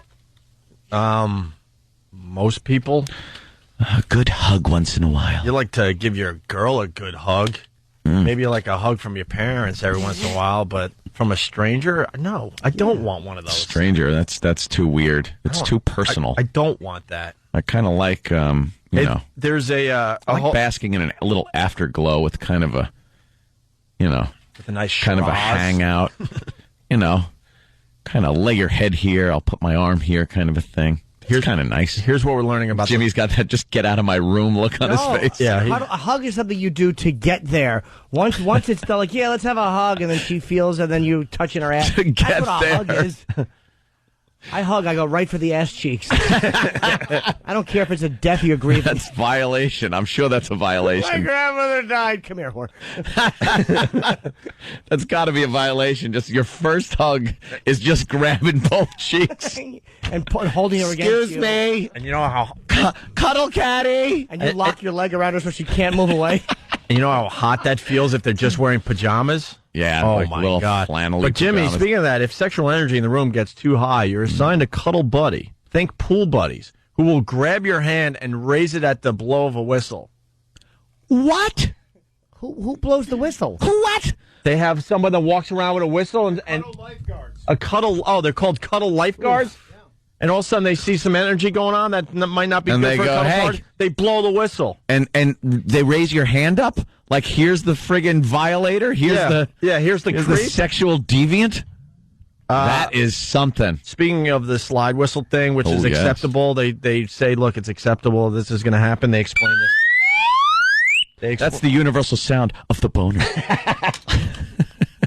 They explain that in this clip here. And you may be wondering if certain physical reactions happen, especially to some of the guys at a cuddle party. Well, the answer is yes. It's okay to be attracted to someone or be aroused. You're just not allowed to act on that arousal. Safe space, remember? And the cuddlers seem to dig the vibe here. So, any hookups after class? That's what I'm asking. It is not at all a sexual space. It's a space for friendship and connection. The afternoon ends with a puppy pile. Everyone just piles on top of each other and relaxes. As much as you can relax with several people on top of you. Take another deep breath. A puppy pile. Right outside of a Chinese restaurant. I like the puppy pile. Let's make our staff do a puppy pile today. Look, puppy pile. They say it's non-sexual, so no one should be creeped out. What if you just have like junk right near your face, and it's not, You're the lucky devil. a puppy pile? Who makes this up? This is so dumb. And then they all go, Here's something. Here's something. How about you just live your childhood? Yeah. When you have a chance at a childhood, you should be living that. Not trying to live your childhood when you're 40 flurf. a puppy pile. What is that pile? I want to see is outside the chamber at a dog pound. The puppy pile. Ugh. You want to hear more, or are we pretty much please. I think we might have done it, but let's see what this clip's about. It is called a cuddle party, a place where consenting adults, often strangers, dressed in their PJs, pay to actually touch each other. Sounds strange? Well, we thought so too. So we sent 11 News Donna Hamilton out to New York to check it out. Thank you so much. These are awesome. Look at you. These pajama-clad New Yorkers who don't know each other are signing up and paying their $30 for cuddling. I thought, okay, that's a little creepy. Sure. Well, you figure people who come, everybody's feeling the same thing, so hopefully you can get beyond the creepiness. Oh, your first cuddle party? This is actually my very first cuddle party. Nervous? Somewhat. Well, it sounds kind of cutesy, but it's, it's something new, something different. I'm obsessed with this concept and how ridiculous it is. The guys' voices sound very effeminate. Yes. I'll just say that. Every guy that has spoken, very effeminate voice. Well, because they're saying it's non-sexual, so I bet you if you go to one of these things, all of a sudden you're like, what did I get myself into? Why are men hugging me? I'm here thinking I could hug and cuddle with like a woman. That's what I'm thinking. Like all of a sudden you get yourself in a situation like, oh my God, grown men are hugging me and nuzzling against my neck with their with their beards. You know what I'd like to see? Jimmy go to one with an awful gas problem. We've been in this studio where it's unbearable. Just have Jimmy cuddling and stink the entire place. I'll eat some White Castles and some ice cream. And grapes. Destroy, that doesn't half and half. Oh, would that be a great... You would ruin the cuddle party. My throat would be all clogged. Someone just feels this heat. You're cuddling. They're cuddling up to you, and they just feel... just hot air, and then the smell of a waste treatment plant. Oh, I would love to An open septic tank. Oh, that would be great. That would be. Oh, would that be fantastic? Watching everyone just roll away from you. You're left alone at the cuddle party. Oh, it's hilarious. Oh, Reed and Marcia say this pajama party is really a workshop that touches a basic human need like food or sleep, and that many people in today's modern world are touch deprived. They spend the first hour explaining the rules, that the party is what they call a non-sexual space, a safe space where boundaries must be set. They get everyone to practice saying no. If somebody says no to you today, it might have nothing to do about you. Sure. There are people who come to cuddle parties to practice saying no. Okay. All right. Oh, my God. Shut up. What a cop-out that is. You're a pig. Yes. You stink. You're ugly. No one wants to cuddle with you. To hug That's you. why you get a no. They just come to practice to say no. You can do that at home. No. See? It's easy. Because they know a lot of people are going to go to these things that never got hugged as a kid. Yeah. And the rejection will be terrible. Into their adulthood, and it's going to continue at the cuddle party when you're assuming that everyone's just going to hug you because you're in that environment. I'm not going to ask for a hug. I don't think I could take that kind of rejection. So they have to like say that people actually go there to practice saying no. What? Stop. How come she said? How come she's not practicing with him? Why is she only practicing She's no just with me? practicing with me. Because when Big A wants to cuddle with you, you're just practicing saying no. Right? Yeah, sure. Right. Yeah, and the well-endowed girl that decided, even though it's a non-sexual event, decided to wear no bra with her pajamas. They're lining up to hug her. Yeah, okay. Your hug is my density. Practice saying no. Okay, there is some mooing. Everyone is a cow for a moment. And then... House tip yourself over onto your side. And do that now.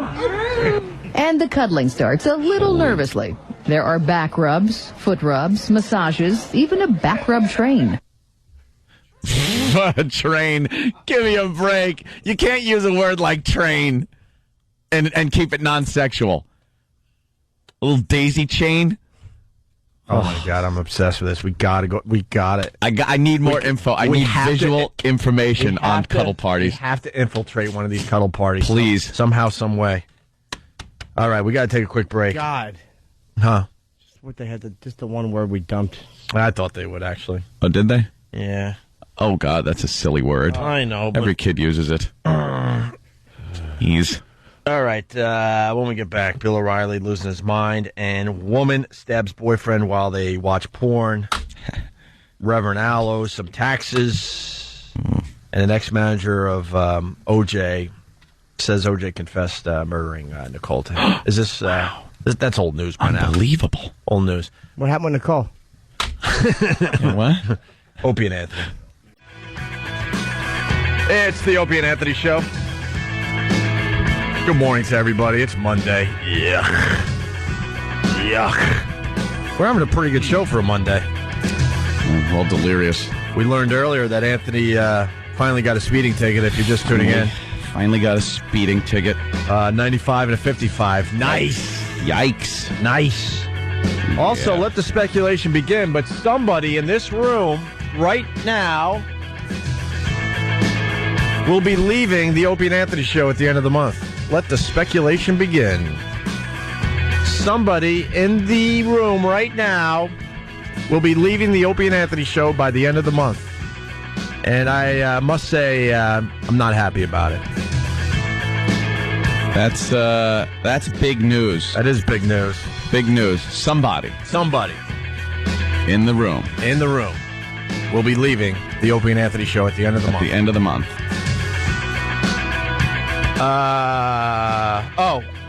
And in other news. People are saying, please be Iraq. They love you. Reverend Al owes nearly $1.5 million in unpaid taxes. How much? 1.5 mil.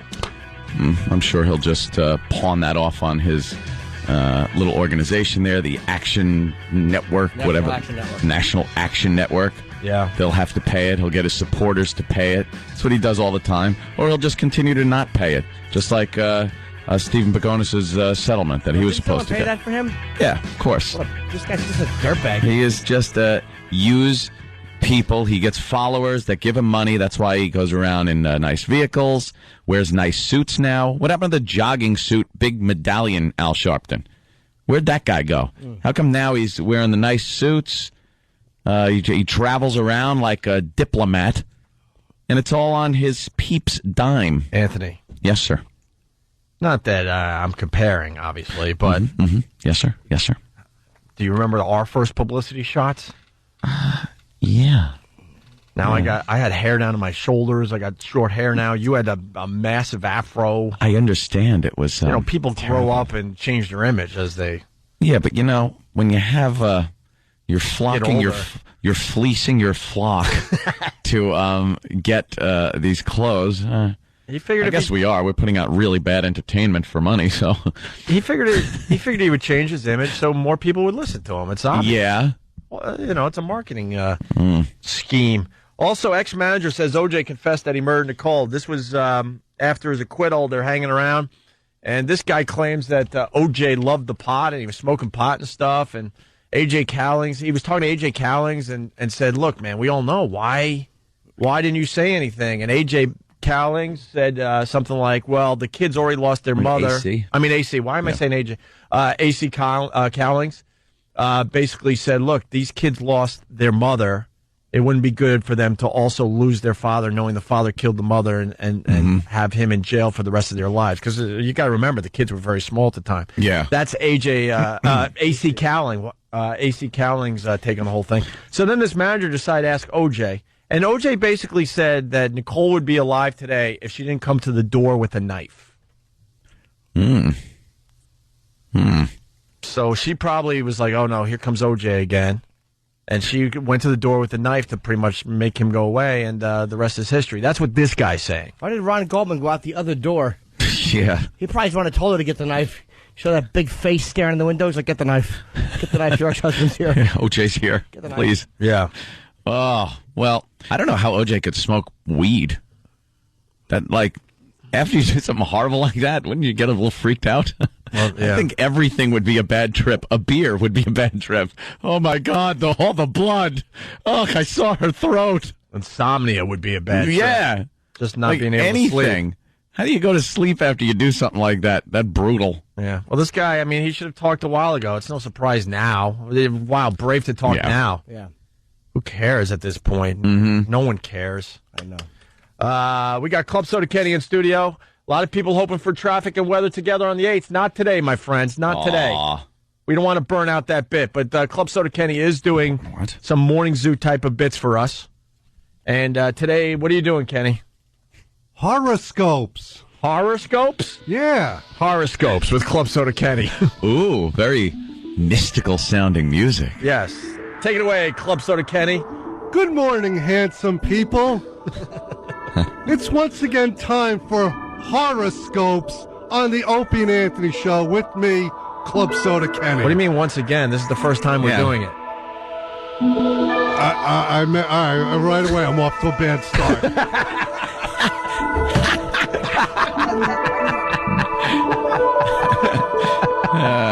Don't worry, you'll pull it all together, I'm sure. All right. Aries. Yeah.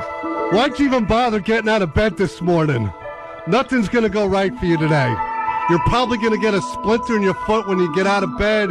Your cornflakes will be infested with roaches. And don't even think about going to work, because all your tires have been slashed. Wow, that's pretty specific. Yeah, really. Every single Aries is going to have that happen to them today. Well, it's a horoscope. You got to read more horoscopes. They make it very vague. So a lot of people feel like, the horoscope is talking to them directly. This is going to happen. You're a little too specific with your horoscope. Very specific. You mentioned the breakfast food by name. Yeah. What about the Aries that eat like granola in the morning and yogurt? They don't count. All right. Jesus. Cancer people, I hope you don't have any travel plans, because I wouldn't get on that plane today if I was you. Gemini, your communication skills are normally your biggest asset. Not today. You might as well crazy glue your lips shut, because the more you talk, the worse your day's going to get. You might have to try something sneaky later on in the day, so think about pouring a little Drano in your boss's coffee cup. Taurus, don't answer the phone today unless you want bad news. Leo, you need to work on a financial issue that you don't fully understand yet. So let me clarify. You're broke. You spent way too much money on hookers last month, and now you can't pay your rent. So why don't you get a ski mask and a tire iron and go mug an old lady? They're usually good for a C note. Virgo, you'll probably fall down an elevator shaft today. Why? An elevator shaft? Every Virgo? Wow. Yeah. It's a lot of people. There's a lot of elevator shafts. Apparently. A lot of broken ones. Yeah. Libra, you are very sensitive socially, and you have a hard time making the first move when it comes to women. Today is the day to step up. You know that cute little blonde receptionist you want to ask out? Get a rag, some ether, and a hammer, and it's time to man up. Sagittarius, car crash. That had Steve written all over it, by the way. Yeah, exactly. That hammer and ether always has to be in the horoscope. Yeah. Yes. Yeah. Scorpio, People around you are gossiping today, and it really hurts your feelings. A lot of people are going to tell you to ignore it, but what you really need to do is nip it in the bud. The next time you see those busybodies flapping their gums, you hit them with a super soaker filled with battery acid. They'll have a hard time yapping with their lips and tongues melted off. That's right, busybodies. Yeah. Busybody. Yeah. Capricorn, a wheelchair for you. Sagittarius, STD in your future. And Pisces, your incestuous secret will be exposed today. And now, there's a lot of celebrity birthdays today. Oh, really? I didn't know we were doing celebrity birthdays, too. I like to mix it up today. Hey, wow, this is a nice surprise for everybody. Yeah. The great George Carlin is 71 today. God bless him. Why are we doing his horoscope music still? Okay. Yeah. George Carlin, 71 today. God bless him. Yogi Berra, 83. And in honor of Burt Bacharach, who is 80 years old today, I would like to sing this song and dedicate it to you, GH. Are you kidding? Oh, wow. Why do birds suddenly appear every time you are near? Just like me, they long to be close to you. Burt Bacharach wrote that? He sure did. It's one of his hits. I thought the Carpenters did that one. Yeah, but he wrote it. Oh, he wrote it. Yeah, okay. And then that bulimic stole it. Why do stars fall down from the sky? Second verse. Every time you walk by, just like me, they long to be close to you. On the day that you were born, the angels got together and decided to create a dream come true. So they sprinkled moon dust in your hair and starlight in your eyes of blue. That is why all the girls in town follow you all around. Come on, everybody. Just like me, they long to be close to you. This has been Horoscopes with me, Club Soda Kenny, on the Opie and Anthony Show. He's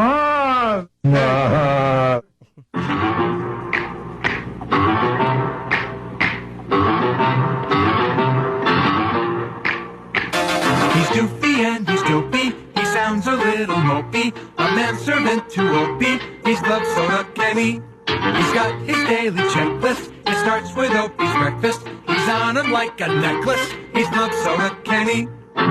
Security. XPD. OCD.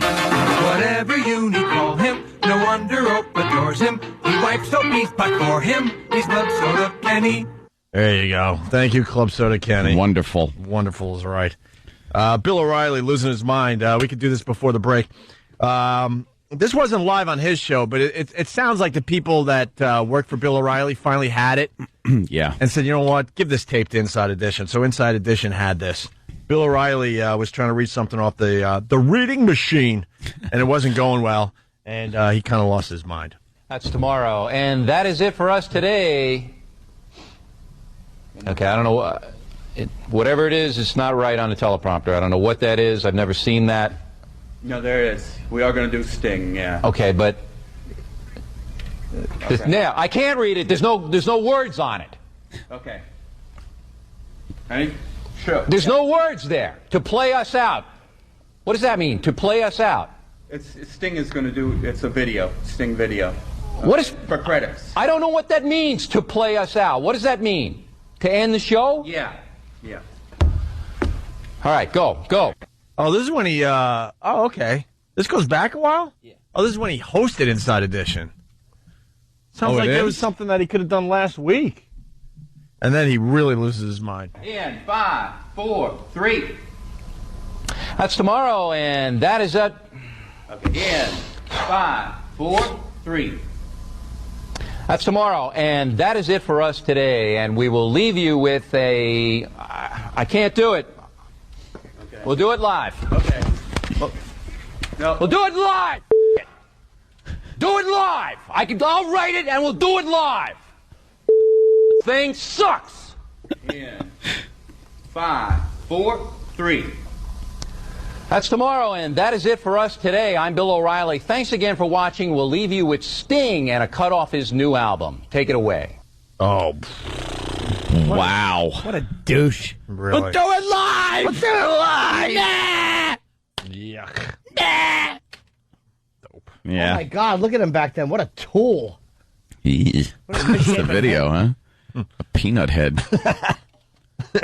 He does look like a peanut character. Yes. Really? All right, we'll put that video up on onaradio.com later today. But if you're at your computer on YouTube, Bill O'Reilly Goes Nuts.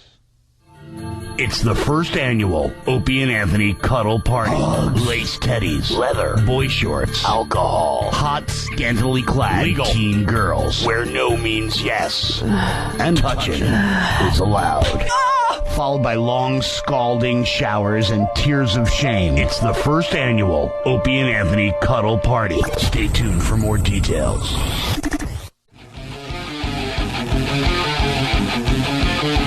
Heading toward the finish line for today. It's the Opie and Anthony Show. Hope you're enjoying the festivities. Still got a lot of stories to do, too, man. We got a quickie, actually.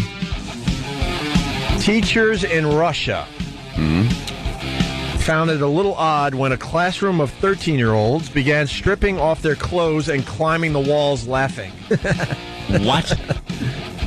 Turns out the kids' lunches had been spiked with the drug ecstasy, turning the school into a lunatic asylum.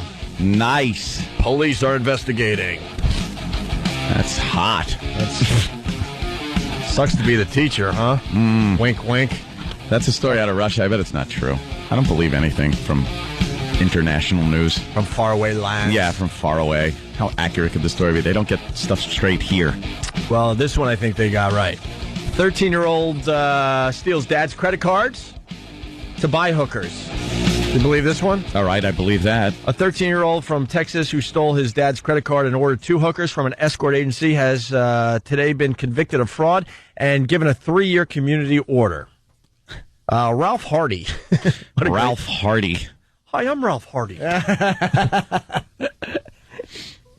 Ralph Hardy, a 13-year-old from Newark, Texas, confessed to ordering an extra credit card from his father's existing credit card company and took his friends on a $30,000 spending spree, culminating in playing Halo on an Xbox with a couple of hookers at a Texas motel. Ralph Hardy rules! Dopey kid, though. You played Xbox with him? Ralph Hardy rules. How do you get that done? I want hookers. Yeah. We're going to play Xbox. We're going to play Halo with hookers. These girls suck. They can't play. They keep putting the joystick in their mouth. The escort girls who were released without charge told the arresting officers something was up when the kids said they would rather play Xbox than get down to business. Police said they were alerted to the motel by a concerned delivery clerk, whom, after delivering supplies of Dr. Pepper, Fritos, and Oreos, had been asked by the kids where they could score some chicks and were willing to pay. Ralph Hardy rules! Where can we score some chicks? Yeah, we're looking for chicks. That's just it's exactly what I picture. Oh, yeah. They don't know what they're doing. They're getting Fritos. They're playing Xbox. How cool is this? Yeah. We got whores. Yeah.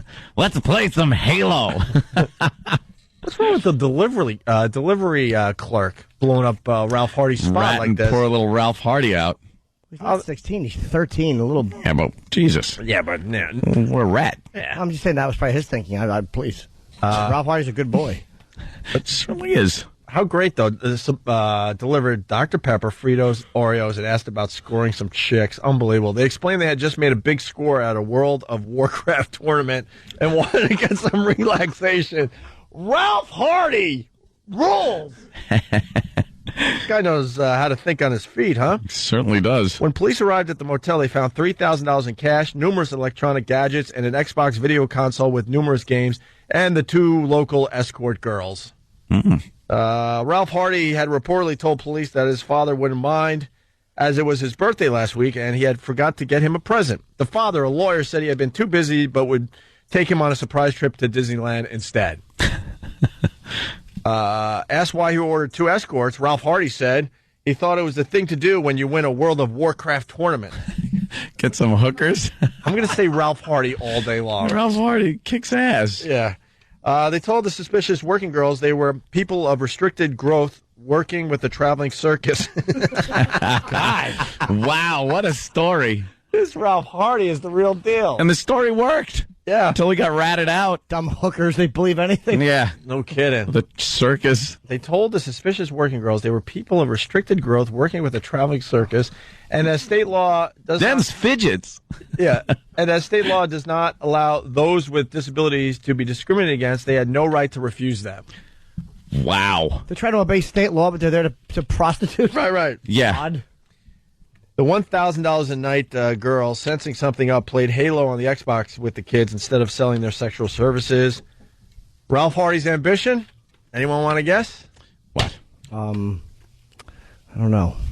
To be my idol? Ralph Hardy's ambition is to one day become a politician. Come on, really? Yeah. Well, I'll tell you, he's good. He got his way right in there, didn't he? Ralph Hardy embezzled $30,000 and spent it on prostitutes. Do you need a boy like Ralph Hardy? Oh, is that great? Yep. Ralph Hardy had 2 hookers in his room and did nothing but play video games. Is this the kind of man you want in charge? No. Ralph Hardy was in a room with prostitutes and 13-year-old boys. You know, they'd spend that. Yeah, he was. Right. We got a Sucks to Be You out of Florida. Sucks to be you. Mr. Hardy. Yeah. Diving pelican slams into swimmer's face in Gulf off Florida. Is that sucks to be you or unlucky lottery? I don't know. We can't even figure out the definition of those 2 things. Yeah, it's very vague, the difference. Sucks to be you for her, and it's unlucky lottery for the pelican. For the pelican. Go pelican. A swimmer is recovering after a pelican apparently diving for fish slammed into her face off Florida. At least it didn't hit her in the... I know. He missed by 2.5 feet. Debbie Shoemaker of Toledo, Ohio, was in the water Thursday near St. Petersburg when the pelican's beak opened a gash in her face. Pelican, smelling flounder, went in for a dive. He was overcome by the fish smell and missed his target. She needed 20 stitches. The bird died. Aww. Yeah. Aw. Yeah. That's sad. They're assuming that obviously the pelican was diving for fish and hit her in the face. Hit her in the face. Wow. Yeah. Pelicans are big, and they got those big bills. That would hurt like a son of a bitch. I say unlucky lottery, because it doesn't happen that often. What are the odds? I've just been handed something. Yes. Not allowed to describe it. No. So please follow the rules. I'm just going to play something. Alrighty. This will get the chatter a-going. Chatter. By the way, if you're just tuning in, somebody that's in this studio right now will be leaving the Opie and Anthony show at the end of the month. Someone in this studio right now. What are you doing, Ed? I don't know. My computer just shut off for no reason. Oh, boy. Whatever. Have you had problems with that before? Yeah, a couple of times. It's a whole new setup, though, and it did the same thing. So I don't know. I'm playing this. Yeah. And for the most part, we can't comment. So use your imagination what you think this is. It might take, without a proper setup, it might take a little longer to understand what's going on, but let's just put it this way. It's not audio from a cuddle party. No. Okay. I think that gets everyone on board. Alrighty. Hey. How you doing? Guess you can't hear me, right? I wonder how she heard about us. She can't hear, dude. Because word gets around. That's what I'm saying. Hey, how'd you hear about us? Yo. You with the in your Frank and What's your name? Huh? What? What's your name? I got it. Can you say whore? Say whore. Whore. Say whore. Whore. You're a whore? A good whore? Okay. You're gonna throw up on my. Okay. Good girl. There you go. Ah.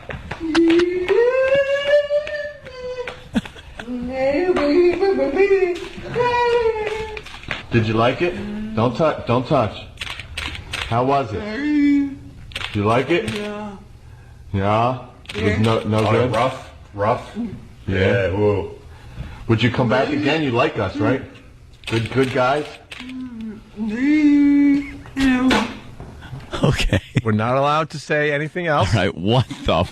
But I will say this much. I would say at least half the people listening to that clip got it wrong. At least half. Can we play a game called Deaf or Retard?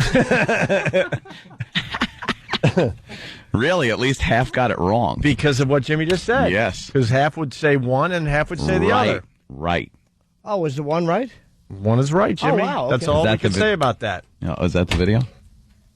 No, I don't know what the video that is. All right.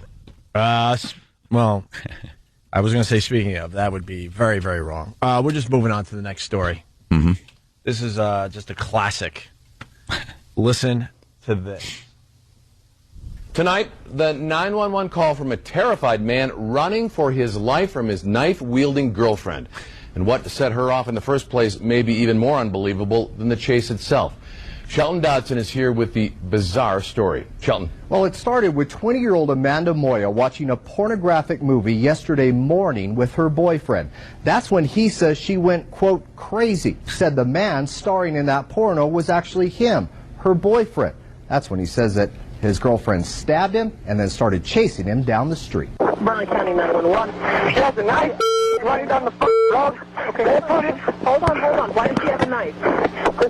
Crazy. She thought he was in the porno? That they were watching. I'll never have that problem.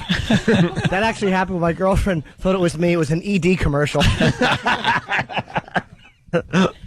You're watching a porn together. All of a sudden, she gets the bright idea that he's the one starring in the porno that they're watching. She loses her mind, gets a knife, and starts chasing him around. He calls 911. He's running down the street, basically, as he's on with the 911 operator.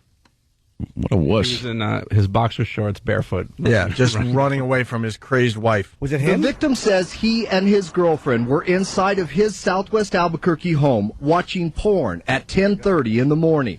Right next to them, their 8-month-old baby boy. What is her name? Amanda Moya. She almost shanked me and everything. She put the knife right under my toe. The victim, wearing only a pair of shorts, took off down 5 points, running for his life and begging a 911 dispatcher for help.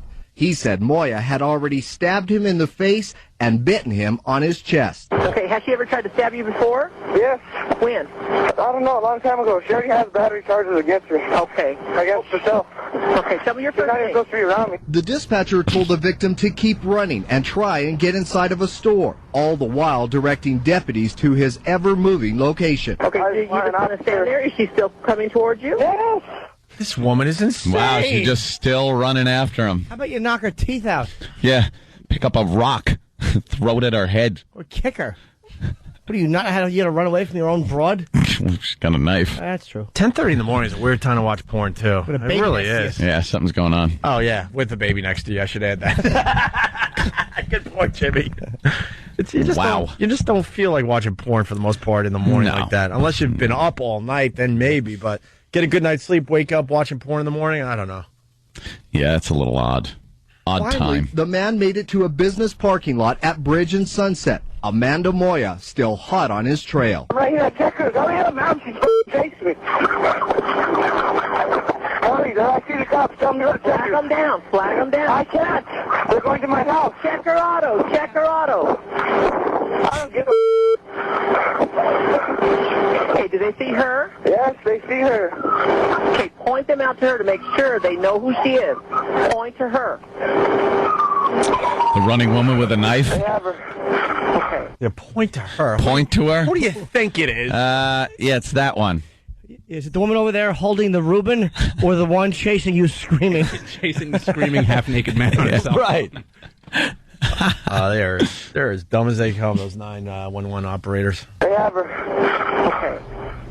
Now, deputies arrested Moya and charged her with aggravated assault and aggravated battery. She was also charged with child abuse, since deputies say she left her baby boy alone in that home while she chased her boyfriend down the road with a knife. Was she going to bring him? Just holding his little hand. Right. Come with mommy while I stab my boyfriend. Or give him the knife and push him in a stroller and get kid busted for murder. Such a bad boy. Unbelievable. All right. Well, we had an accident on Broadway. We're kind of doing a little speed round here. Yeah. What happened? Well, The Great White Way. you saw Little Mermaid? I think you said that during the break or something? Yeah, I saw it. Why? So did Danny. Shut up. Hey. I'm just going to throw you under the bus there. Correction, I saw half of it. Oh, that's right. You walked out. Why did you guys go see The Little We Mermaid didn't go together? see it together. We got dragged there. We didn't see it together. Which man wants to go see that? I saw it, Yuck. with the ex. Really? Yeah. Was it good? No, it was Little Mermaidy. What was it good? It is the girl was Broadway. kind of hot. She was 14 probably. No, she's an adult. Oh, okay. Yeah. But, yeah, I don't know. Do they have some kind of boat that's above the stage that you could see as you're like going through your seat or something? Well, it's like when they do the on the boat scenes, this huge boat is like kind of on the stage level, and then when they do the underwater scenes, this huge boat platform like lifts up like 30 feet, and then it's under the sea. So you could kind of see under the sea. Huge thing. The light changes so it looks like you're underwater. But how come the water doesn't leak all over the lights? I'm confused. Well, listen what happened. I mean, this is just terrific. There was some real-life drama at the Lunfontaine Theater this afternoon where 51-year-old Adrian Bailey, one of the ensemble cast members of the Broadway musical The Little Mermaid, broke both his wrists after falling at least 20 feet through a trap door to the stage. The show was delayed for about an hour as emergency officials responded Set up to a the tent scene. and shot him. Bailey fell through the trap door just minutes broken before the show wrists. was about to begin. The audience was in the theater, but the curtain was down. You could hear the thump on the floor, loud thump on the floor, then you heard someone scream, then you heard someone yell, medic. Wow. Medic. Medic. Medic. What is it, a warrior? Medic. Oh. Is there a doctor in the house? Oh. I'm sure guy on Broadway, his wrist being limp will be very foreign for him. Yeah, those are supposed to be pretty pliable. I mean, it must have been a hell of a fall. That's going to be inconvenient. Have to use his feet. The Broadway actor, who was conscious at the time, was taken to Bellevue Hospital where he was treated for his injuries. This fan of the actor, who was at this afternoon's... Oh, by the way, this fan of the actor, thank you, whoever wrote this. Even though he's never had a major role, the news talks to a fan of the actor and says the audience still enjoyed the show.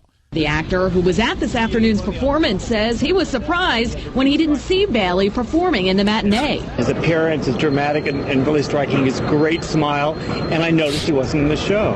And most of the audience members whom we spoke with say the actors were terrific, the show was great, and you'd never know that something was wrong, and that it really was a testament to the actors' professionalism that they were able to go on in the face of such an accident. Yeah. Why don't you do the right thing and, close up for the day? Why? That guy's fine. Yeah, just send Broke him his wrists. Yeah. His two little wrists. I guess you're right. Why do I care? Hey, Tinkerbell, The get show the must emergency go on. They don't really bust apart those stereotypes. And No. there. Fabulous smile. It's just beautiful. It was so stereotypically gay. Yeah, the entire audience. Yeah. Like it was almost like a joke. You couldn't fit another gay person in that theater. Sure you could. Turn the seat upside down. He made such a dramatic entrance as he plummeted from the bottom of the boat like Owen Hart. We thought it was part of the show. What, too soon? Too soon.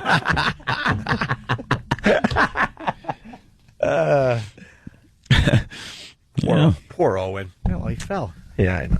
The blue blazer, Jimmy. Yeah. Well, I'm gonna give ourselves a B+ for today. Wow. Writing it down in my book and everything. For a Monday, I give this show a B+. You're okay in my book. And we leave you today in honor of Burt Bacharach's 80th birthday. Oh, mm-hmm. I think Tim took Club Soda Kenny singing a cappella and added a little music to make it really Added haunting. some music. Someone suggested that wasn't moon dust. It was Kenny's dandruff. We couldn't get to that fine line for missing feedback because we've been moving at a good clip today. Well, we're off to XM. We're gonna leave you today with a little sing along from Club Soda Kenny.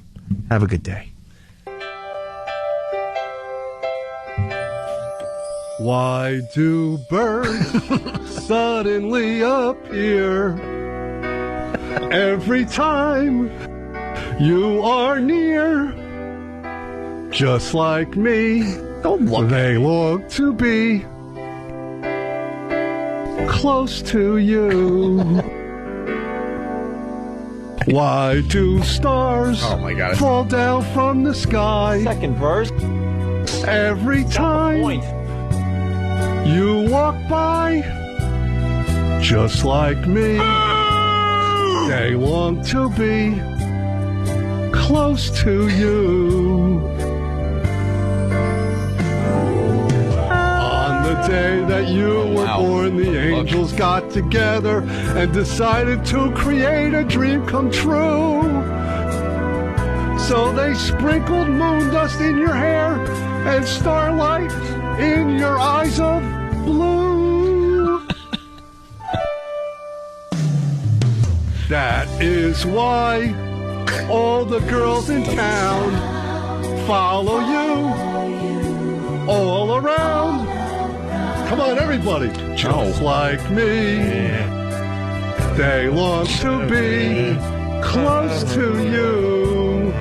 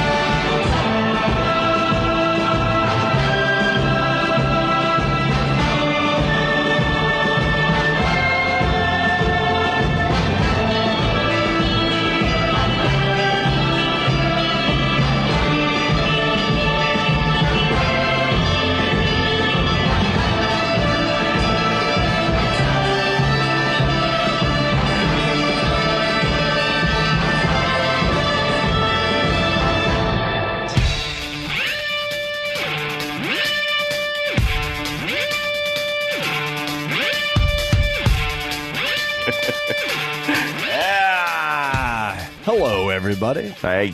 Stupid Monday. It sucks in New York today, man. Had to break out the winter coat. What's that about? Winter coats came back out for a little walk. So much for that global warming, right? Yeah, it sucks out. And what's up with gas prices? See, I don't drive often because I'm a city boy. I had to go out to Long Island for Mom's Day, and wow, I paid over $4 for the first time. Very expensive. It was. Fuck is that about? It went over the $80 mark to fill my vehicle up. $80. What the hell is that about? And Jimmy walks in with a Hustler. Good boy. I like the cartoons. Hustler and a rod. You like the cartoons? I really do. Hustler's the best porn magazine ever. All right, give me one cartoon from Hustler you like. This is the one that happened to be opened. All right. There's a girl. She's probably 13. She's fat. She's yelling over her shoulder, "Ma, Dad dropped off your alimony check." And in front of the stoop is a pile of shit with a check stuck in it. All right, that's shit. That's really good. That's the best porn magazine ever, Hustler. It's a great suggestion. Yeah. All right. Well, we're not going to just tell you who's leaving the show. That's There's silly. no fun in that. We want some chatter to happen. But, a little chatter. But somebody is leaving the Opie and Anthony show at the end of the month. End of the month. Are they in studio right now? Hey, we got a couple uncensored things to play over here. Of course we're going to do this for you. That's where we do it. We'll start with the Bill O'Reilly. So, Bill O'Reilly on Inside Edition back in the day. It's on YouTube if you want to check it out. He looks like a complete asshole. He is crazy. I mean, we sat down in an interview with him back in the day, and he walked in and he was so fucking pompous. Arrogant. Remember it? And we didn't really know much about him at that point. Yeah. He was just starting to make it with his O'Reilly factor. Yeah. He was such a douche. And just, boys, take a seat there. And he complimented us and talked nice before the interview. Wow, you guys are very successful, very entertaining, very funny.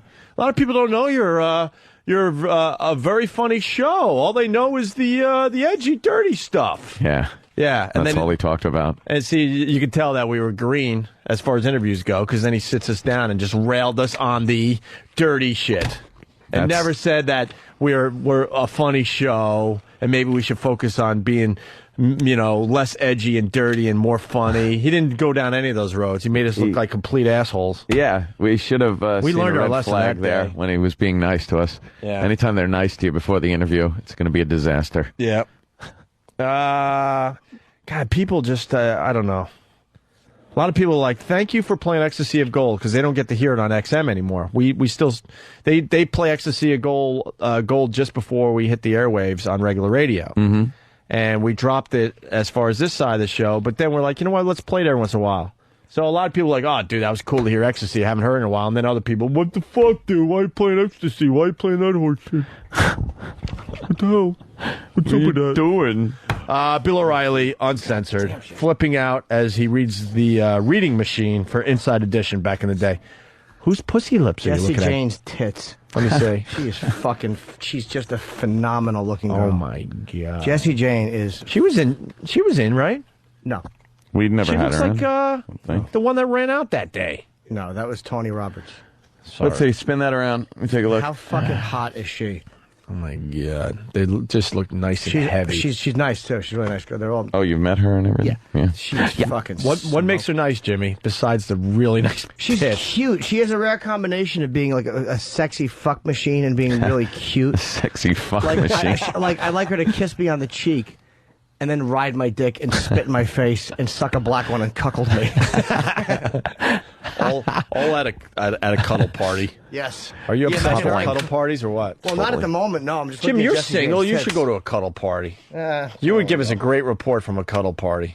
You'd probably get recognized, though, and people would be like, ugh, It'll just make me sad. What happened then? She was in studio and she was the one that was sick. Thank you. Oh, I wasn't here that day. Oh, that's why. Okay. She was sick. Oh, what What she made her threw sick up again? or something? That was a weird story, Oh, Jimmy. She showing was in, and we were dead doing people. very well, and then all of a sudden, out of nowhere, she got Jesus. sick and ran.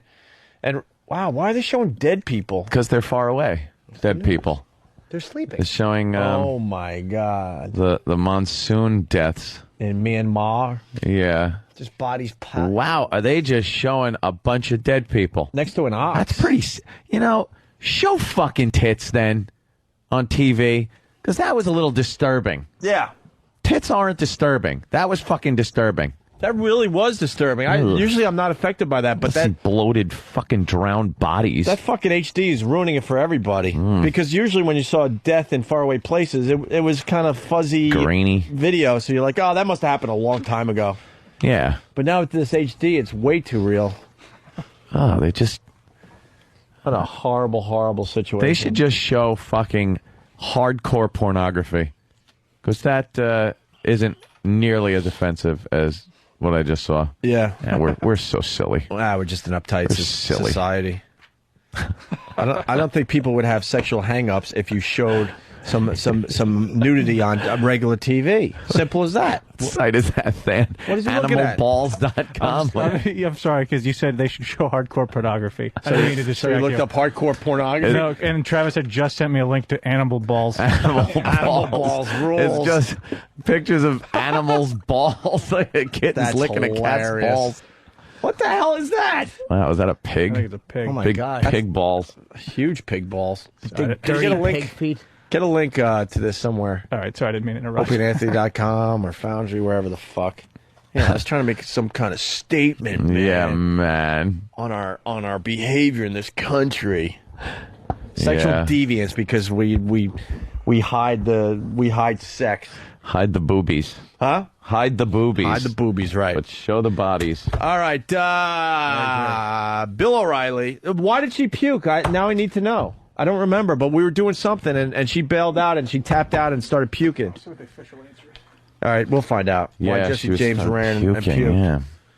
I forget. She did look familiar. We did want her to do something, and what are you looking at now, Jimmy? I'm sorry, it's a big fat pussy. Juicy puss. All right, here's Bill O'Reilly uncensored. Bill O'Reilly. That's tomorrow, and that is it for us today. Okay, I don't know. Whatever it is, it's not right on the teleprompter. I don't know what that is. I've never seen that. No, there it is. We are going to do Sting, yeah. Okay, but now I can't read it. There's no words on it. Okay. Ready? Sure. There's no words there to play us out. What does that mean? To play us out? Sting is going to do. It's a video. Sting video. Okay. What is for credits? I don't know what that means. To play us out. What does that mean? To end the show? Yeah. Yeah. All right, go. Wait, he knows what play us out means. Yeah. Sting's gonna play us out. Yeah, everyone knows what that. If you're a broadcaster, you know what that means. You learn that in like college TV or college radio. He's being obnoxious. 4, 3. That's tomorrow, and that is it. In 5, 4, 3. That's tomorrow, and that is it for us today. And we will leave you with a... I can't do it. Okay. We'll do it live. Okay. We'll do it live. Fuck it. Do it live. I'll write it, and we'll do it live. Right. Fucking thing sucks. In 5, 4, 3. That's tomorrow, and that is it for us today. I'm Bill O'Reilly. Thanks again for watching. We'll leave you with Sting and a cut off his new album. Take it away. They didn't use that take, by the way. You can tell. Yeah. He was still so angry when he got it pissed. together. What a douche. He was really yelling there. He's just a douche. Fuck it. Fuck it. We got the Jack Cafferty from earlier, E-Rock. So Jack Cafferty had a little problem with the reading machine as well. Yeah, we haven't played this in a while. Listen to this. Worse than Watergate. That is how Democratic Congressman Jerry Nadler describes the actions of the Bush administration when it comes. You want to scroll the prompter up so I can continue here? No, that's backwards. Turn it the other way. Let me tell you something. There's nothing worse than someone who's not operating the prompter right. Believe me, it's fucking enraging. Yeah. Ugh. Just do your job. Speaking of Jack Cafferty, Jimmy pointed out just before he went on air that He skated. Good for him. He should have. He No didn't problem. do anything wrong. Those fucking scumbags were out in front No. protesting him. They didn't understand what he said. And good for CNN to not fire him. Bunch of fucking assholes always panic. They just let it ride out and nothing happened. What was the original comment from him? I forget now. God, I Do we don't have that? remember. He said the goons and they're the same goons Oh. and thugs that they've been for the last 50 years. Yeah, here it You're is. talking about China. As we continue to import their junk with the lead paint on them and the poison pet food, and export, jobs to places where you can pay workers $1 a month to turn out the stuff that we're buying from Walmart. So I think our relationship with China has certainly changed. I think they're basically the same bunch of goons and thugs they've been for the last 50 years. All right, Jack, stand by. I want everybody to stand by. We have a lot more to talk about. Fucking asshole Wolf Blitzer is. I know. He just Yeah. laughs it off like, "Oh, get me in trouble." Yeah. It's so obvious he's talking about the Chinese government And the way they run their business practices. And they're not Chinese people. And they started protesting CNN, and it looked like we were going to lose another broadcaster, but CNN hung in there, and it looks like controversy has passed, and it's over with, and these media companies should take a page from this situation and realize, look, you just hang in there, and nothing ever happens in the end.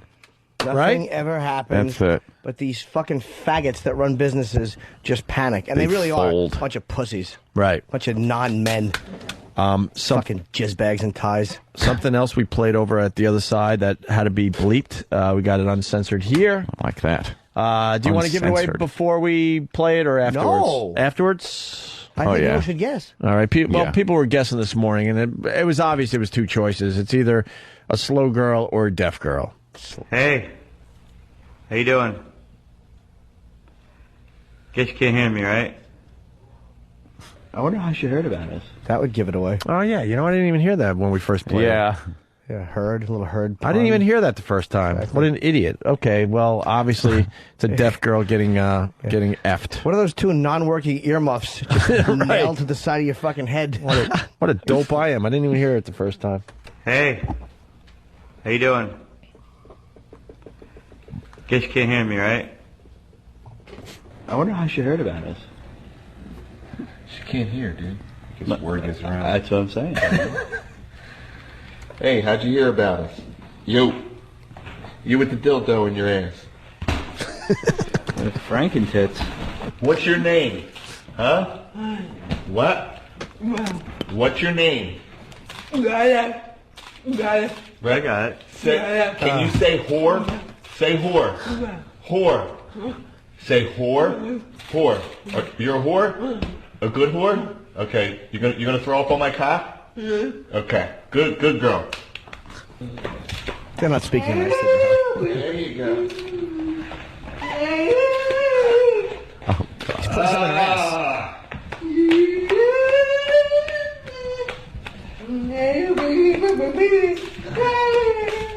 Did you like it? Don't touch. How was it?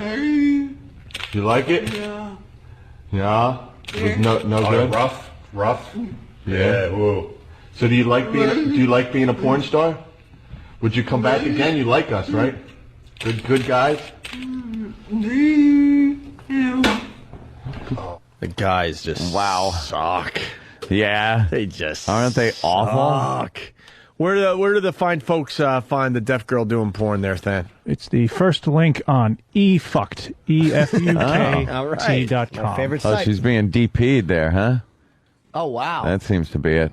Look at that nice fucking body On she the has, ass. How can you tell she has a nice body from that shot, Jimmy? Her ass and cunt. What else is there? But it doesn't Oh, sorry. What would her scalp look like? It's plugged up by God. penises. She has a load in her face. What a girl. The only part of the body you can see is her taint. I'm surprised the fucking load's not in her ears. Maybe that would explain things. She used to do like that little hop on the one leg you do after you've been out of the pool. Oh, I can hear. I'm fine. That was jism. Carl in Jersey. What's up, Carl? Hey, how you doing, guys? Good. Hey, hot Carl. I was on my way to Harrington, and I was thinking, I thought Jimmy was supposed to be staying away from porn as best he can. Well, I'm in the studio. What It doesn't happened? count. What'd I miss? I'm pushing my shaft. This is work. Yeah, he started the show by looking at Hustler. What's the big deal? All right. I just thought it was strange that he was, somebody said he was single now? What I noticed about Jimmy going through the Hustler magazine, he goes through it very angrily. You were changing those pages really, really loudly, Jimmy. What was that about? I love Hustler. I really do. But you were like, oh no, probably just trying to find the next fucking meaty fist in panties. the next little turn on. Yeah, I love Hustler. All right, boys. I love you. I'm out. All right, thank you, sir. Now. Goodbye. Goodbye. We got a retard as a front man for a band. Oh, right. We never were got supposed to to this. get to this on Friday, but we had so much fun with Sandy Kane, we never got to it. So Yes. What? I said that last time. A retard is a front man for a band. Yes, hello. It's Foundry. What was the Steve bit today? Oh, him at the Cuddle party. The Cuddle party. Just a big bear rolling over people. I think Steve would go to a Cuddle party. Yeah, Of course he would. He would like to cuddle. Steve, would you go to a Cuddle party? He's yelling no from the back office. No. What do you got, Danny? No means yes. I'm just going to bring up this band's MySpace for you guys. Oh, okay, cool. Oh. What do you know about this guy? Well, it's a legitimate band. I mean, it's a disabled gentleman and his brother. The brother plays music, and he claims he's not exploiting his brother because the brother has a good time and he's on stage and he's performing and he likes it. Of course he does. He's so exploiting his I'm own sure he'd brother. like his fucking dingle lick too. Yeah, no kidding. That's exploiting him. Yeah. And what? This was a documentary or something somewhere? Or? No. This was I think a local Philly station got on board very late last week. So the Philly station also exploiting the retard. Sure. And I bet you they play it up like it's so special? It's so nice and all. Nice. Steve has already weighed in saying it's fake, so it must be real. Oh, really? Oh, really? The guitars are tuned, the drums are smoking, and the singer drum is down. Oh my God. As soon as she started down that road, I'm like, oh boy. Holy shit. Wow. Oh, God. the guitars are tuned, the drums are smoking, And the family photograph is spoiled.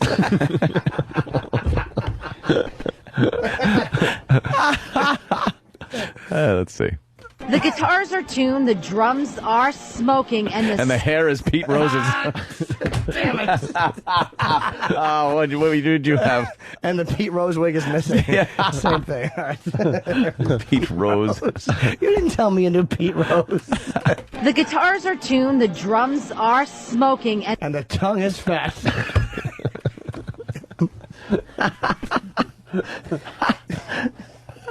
Shit. All right.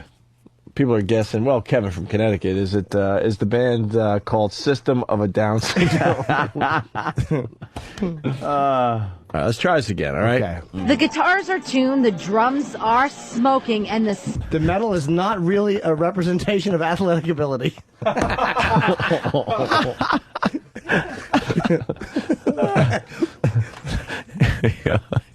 the guitars are tuned, the drums are smoking, and And the cock is monstrous.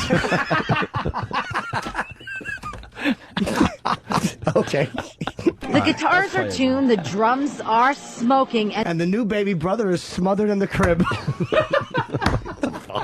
Jesus. I do that sometimes. I understand. Oh, boy. Yeah, okay. All right, let's get through this, okay? All right, We got a few okay. clips. It's a band with well, it says it right here, retard is front man for a band. Okay. I'm sure that's how the news had the graphic, too. the guitars are tuned, the drums are smoking, And the stomach is stapled.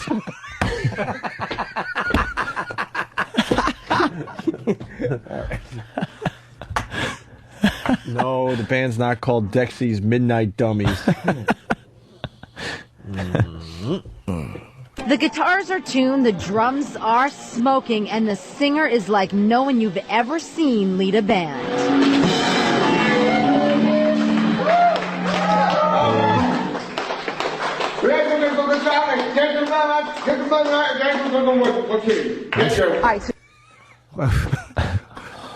Throw your hands in the air and wave them like you don't know where you are. Band is called Bill. Bill. Because that's his name. And more than that, it's the only word Bill can clearly write. You're throwing your hands in the air and waving like there's a fire and you don't know what to do. Holy shit. He looks like Stephen King. Like an angry Stephen King. He really does. Big retard head. How appropriate. It. And when he showed up, his parents had misery. Oh, man. Shit. Kevin from Connecticut is on fire today. He writes, their number one hit is called... He kind of just punched his keyboard for the name of the song. All right. Here Back on the chart with Rolled Over on My Puppy.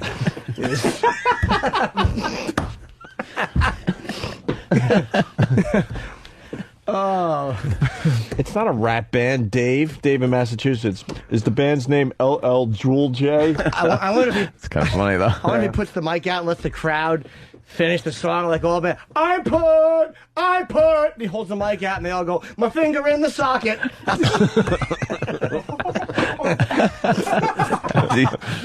For an encore, he just eats pennies. A whole copper stomach. Oh, wow. From their debut album, Lead Paint Chips Are Yummy.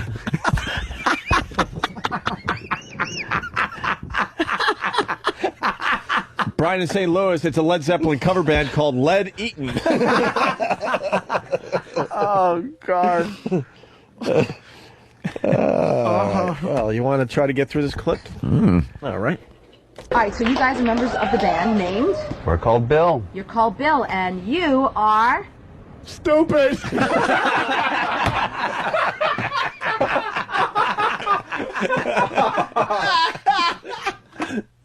Holy shit.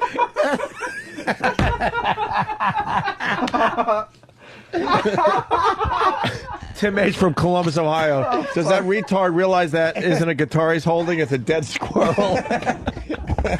Or it's not plugged in. They just let him flub with it. And moron enjoy it. The name of their album is called American Idiot. All right, come on. Let's see what. Ooh, let me go all the way back because we missed something there.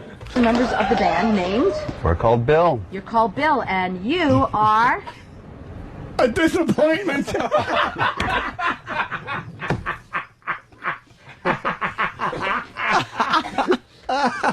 All right, we shouldn't do that. That's right. Let's play the clip. Yeah, all right. Let me back it up a little bit here. Hold on a minute. All right. All right, so you guys are members of the band named? We're called Bill. You're called Bill, and you are? Not Pete Rose. Let's hear the real clip. This is just not right. Yeah, it's silly. All right, so you guys are members of the band named? We're called Bill. You're called Bill, and you are? Still in kindergarten.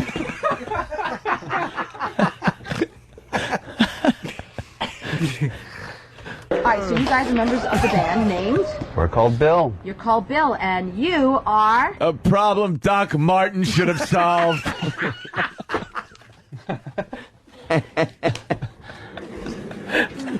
John in Virginia writes, instead of lighters, everyone holds up hangers. Oh. Come on, let's get to the clip. That's just we gotta not right. get through it, I guess, huh?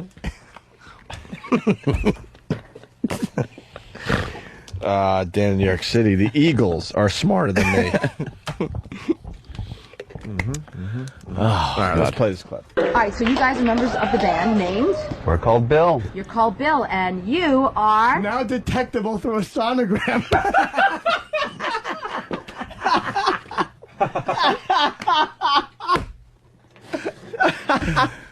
Oh. Oh my God, Eric Shaw writes, and you are not on the album cover. All right, let's play it, please. All right, so you guys are members of the band named? We're called Bill. You're called Bill, and you are? Typical fodder for this predictable radio show.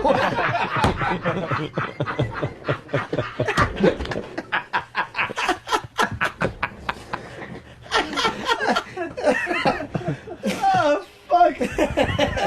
Denny from Philly writes, their mom wanted to change the name of the band to Kill Bill. Holy shit. All right, you want to hear the clip? You guys are members of the band named? We're called Bill. You're called Bill, and you are? Bill. You're Bill! Bill, you're a singer. The band Bill named after Bill Gates, not just because that's his first name, but because it's one of the few words he can write clearly, and that certainly comes in handy. I wrote a song. Signing Bill, Bill, Bill, Bill, Bill, Bill, Bill, Bill, Bill, Bill, Bill, Bill, Bill, Bill. They just play the music and he sings like Bill, Bill, Bill, Bill, Bill, Bill, Bill, Bill, Bill, Bill. It's my new song. I just wrote it. Bill's a fucking lunkhead. They hold up their lighters for Freebird, and he screams and hides behind the amplifiers. A lunkhead. Yeah, he sees the lighters and thinks the pitchforks are coming next. Stupid Bill. Oh, Bill's a lunkhead. Bill really is. Gotta set up one more here. What a boob. Fucking lunkhead. Great word. No one All right, so you guys are members of the band named? We're called Bill. You're called Bill, and you are? I like to make werewolf movies.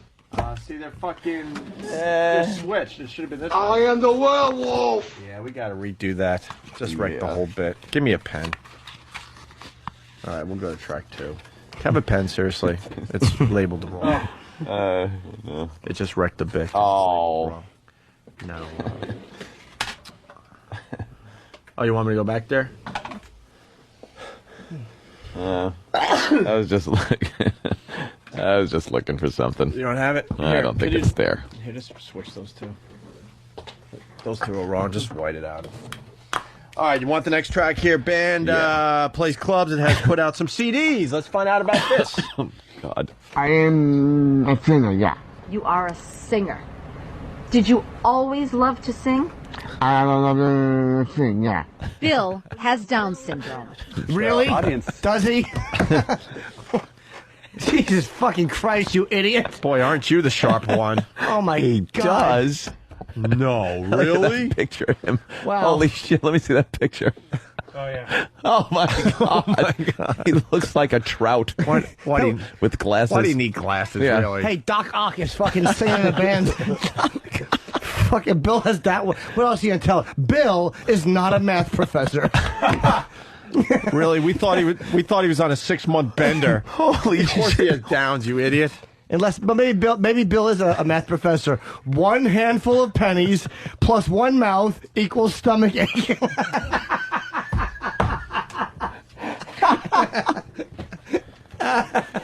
By the way, they're just doing a South Park bit. This is Timmy. Yeah. They're just doing South Park. Bill's a fool. Okay. Bill is the quintessential clod. Clod.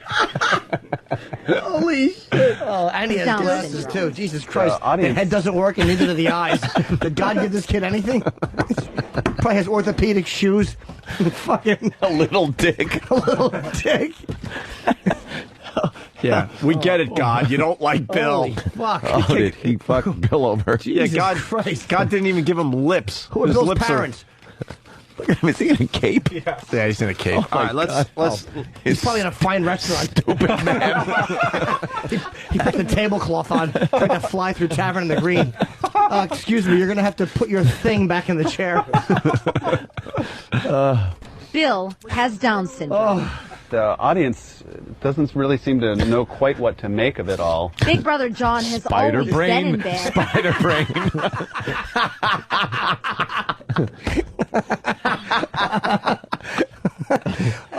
He's got a little cape. He's a superhero.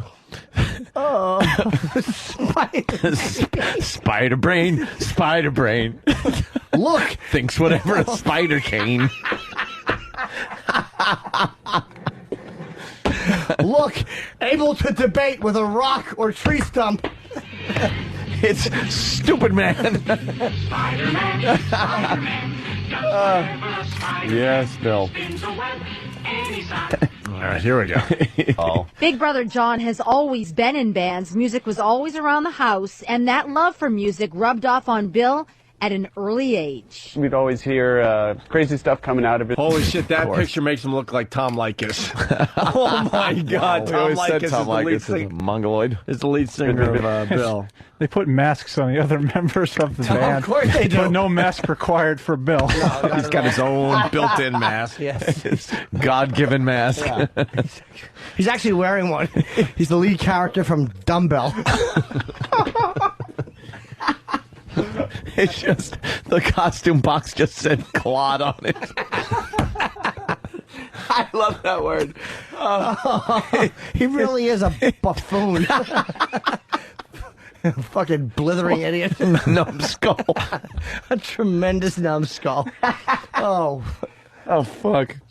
We'd always hear crazy stuff coming out of his room. He'd be putting on little skits and playing records and singing along. The band plays out at clubs all over New England. Now they're on YouTube, MySpace. They've released a couple of CDs. After a show, when we get back in the car, the first he gets a chatterbox. He's usually talking. Shut the up. first thing he usually says is, Who wants to hear nothing worse than a babbling pea brain? Here we go. First thing he usually says. Yeah, there it comes. Hold on. I backed up. The first he gets a chatterbox. He's usually talking, and the first thing he usually says is, anyone need a spare chromosome?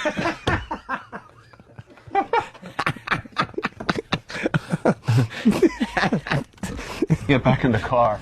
The first he gets a chatterbox. He's usually talking, and the first thing he usually says is, "Did Mom drink during pregnancy?" Oh my God!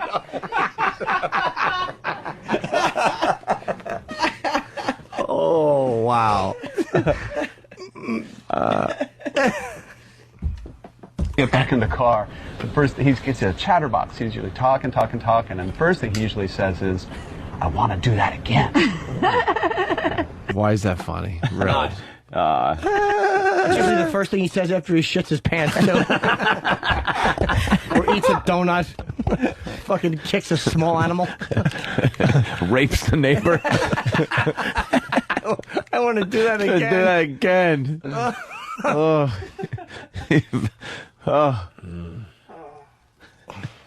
Oh, but there's no doubt for people with children who have Down syndrome, Bill is a total inspiration. And they just think it's awesome. Right? That's His dream was to join a band and be a rockhead.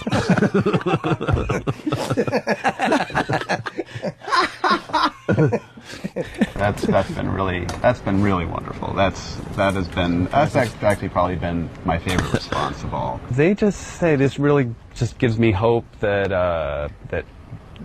that we too when can get my our son thing out of grows the up house. or my daughter grows up, that she might, if she has something that she really loves to do, that she might have the chance to actually do it too. In a big way. I don't know why it must be. There's no pretension at all. He just connects directly with the audience. He's right with them. Yeah. And spitting on them. Yeah. What are they all on heroin or something? Jeez. What the fuck? Oh, I don't mean to be so harsh. We're just kidding. Oh. I feel You know bad what, about some of though? these things. We're absolutely exploiting the little fella, but the news is acting like this is a real good thing. Stop. They're exploiting the hell out of the guy. And they really sense that. They really get it. He grabs Use his their head as a attention drum. and he doesn't want to let go. Beat him over the head. Yeah. Yeah. Awesome. Bill, you're my new favorite. Oh, shut up. He's not. He is not. Lucy in the sky Yeah. with Tommy.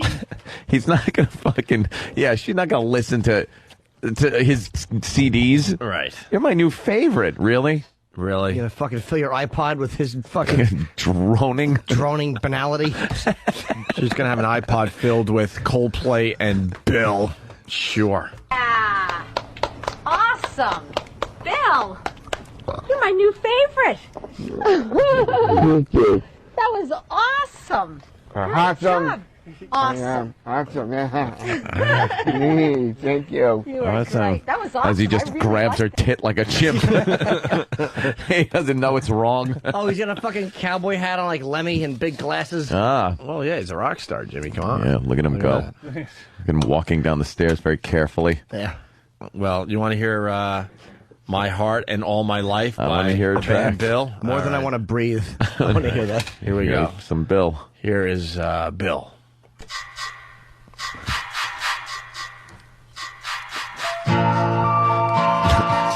That sound should have been the abortion machine. I hear some gentle scraping on a womb wall.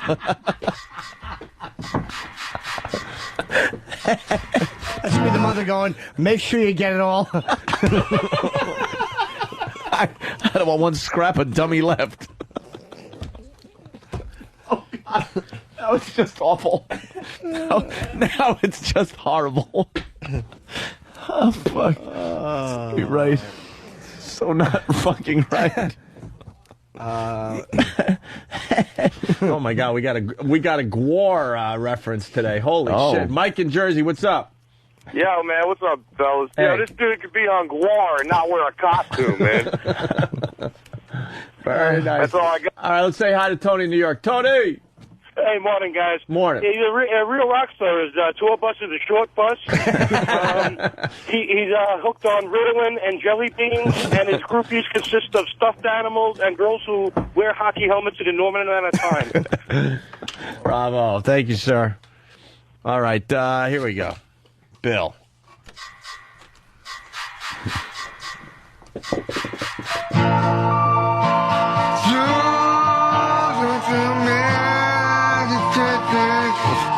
Not very good.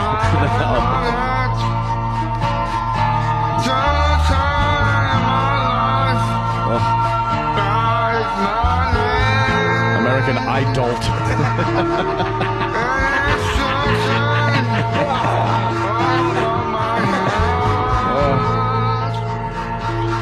You're awful.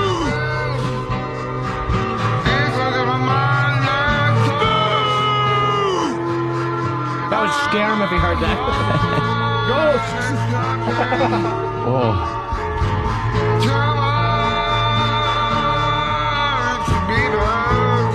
What the hell is he singing about? Boring.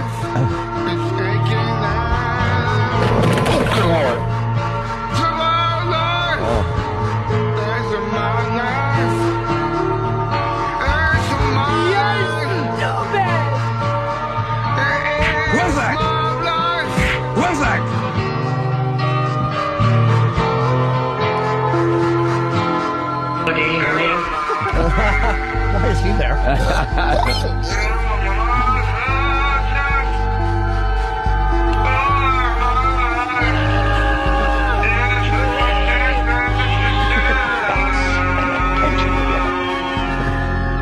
That is.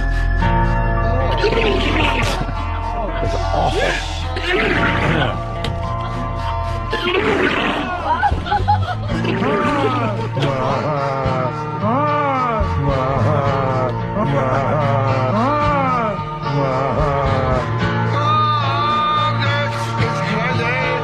I made an ass of myself.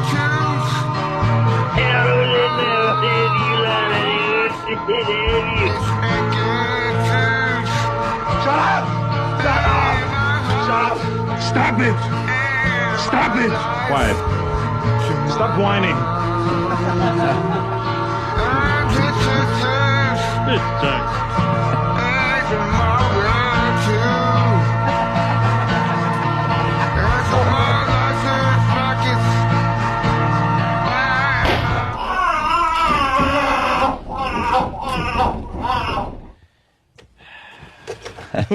This sucks. This sucks. Wow. That was really bad. I had higher hopes for him. That's the band Bill. There you go. Wonderful. We're going to take our first break. Yeah. God, do we pound those into the ground, don't we? Yeah, well. How can you not, though? It's such an easy target. But it's still fun. Retarded Oh, Wizard of of course Oz, it is. retarded band guy. How Why? do you not tease him? Let's go to Joe in Jersey. Joe? And who was that? Neil should have died young? Later. All right. Let's go to Rick in Rockland County. Rick. No, it's Rick. All right. Whatever. What's up? Get a hold of yourself, Rick. My bad. Hey, when did Brian Wilson change his name to Bill? Yeah. Got a little of the Brian Wilson in him. Ryan Redding, what's up? Hey, I was wondering if Bill took mumbling lessons from Eddie Vedder. Yeah, someone suggested we play Bill or Bob Dylan. Chris, Red Bank, New Jersey, what's up? All right, thank you. Time of my life. Oh, we got more songs? No, that's just... Oh, here's the names of the songs. No. What? Because it's this show, we have other just retarded chestnuts we can trot out, like the Time of My Life and other retarded things. Oh, okay, yeah, for I break, gotcha. to go to break. Is there an album out? Let's get these CDs. Which one you want to play? Those are the classics. Yeah, those are the classics. Well, we got Time of My Life. We've played that a lot. Yeah. What a Wonderful World, Achy Breaky Heart, or What a Wonderful World. True. Or Iron Maiden. Which one you want to play, Danny? Going into break. It's not on the list, but... It's on the list, but I was kind of hoping to hear the Insect song. I haven't heard that in forever. That's a fucking Kids, gem. was it Kids All right, we'll play that a little later. I'd like to I want to hear, hear What a Wonderful World, I think, right? Any of those would be great. All right, let's do What a Wonderful World as we go to break. Why would you sing that? I know. We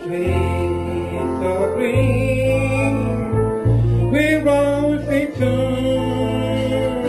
I see it blue, I be at you, I thinking of myself. What a wonderful world.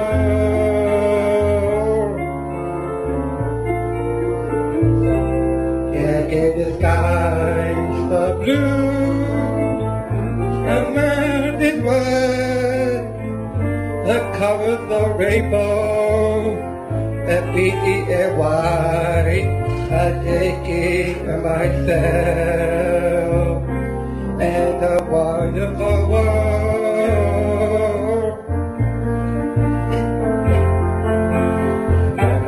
And the colors of the rainbow, so pretty in the sky, are also on the faces of people going by. I see them shaking hands, saying how do you do. They're really saying I love you. My face is gone, my washing road, the wind that's warm, I'll never know, and I'm thinking myself, what a wonderful world.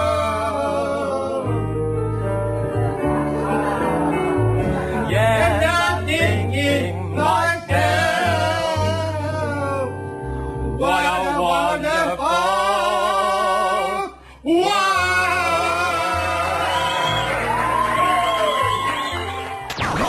It's the Opie and Anthony Show.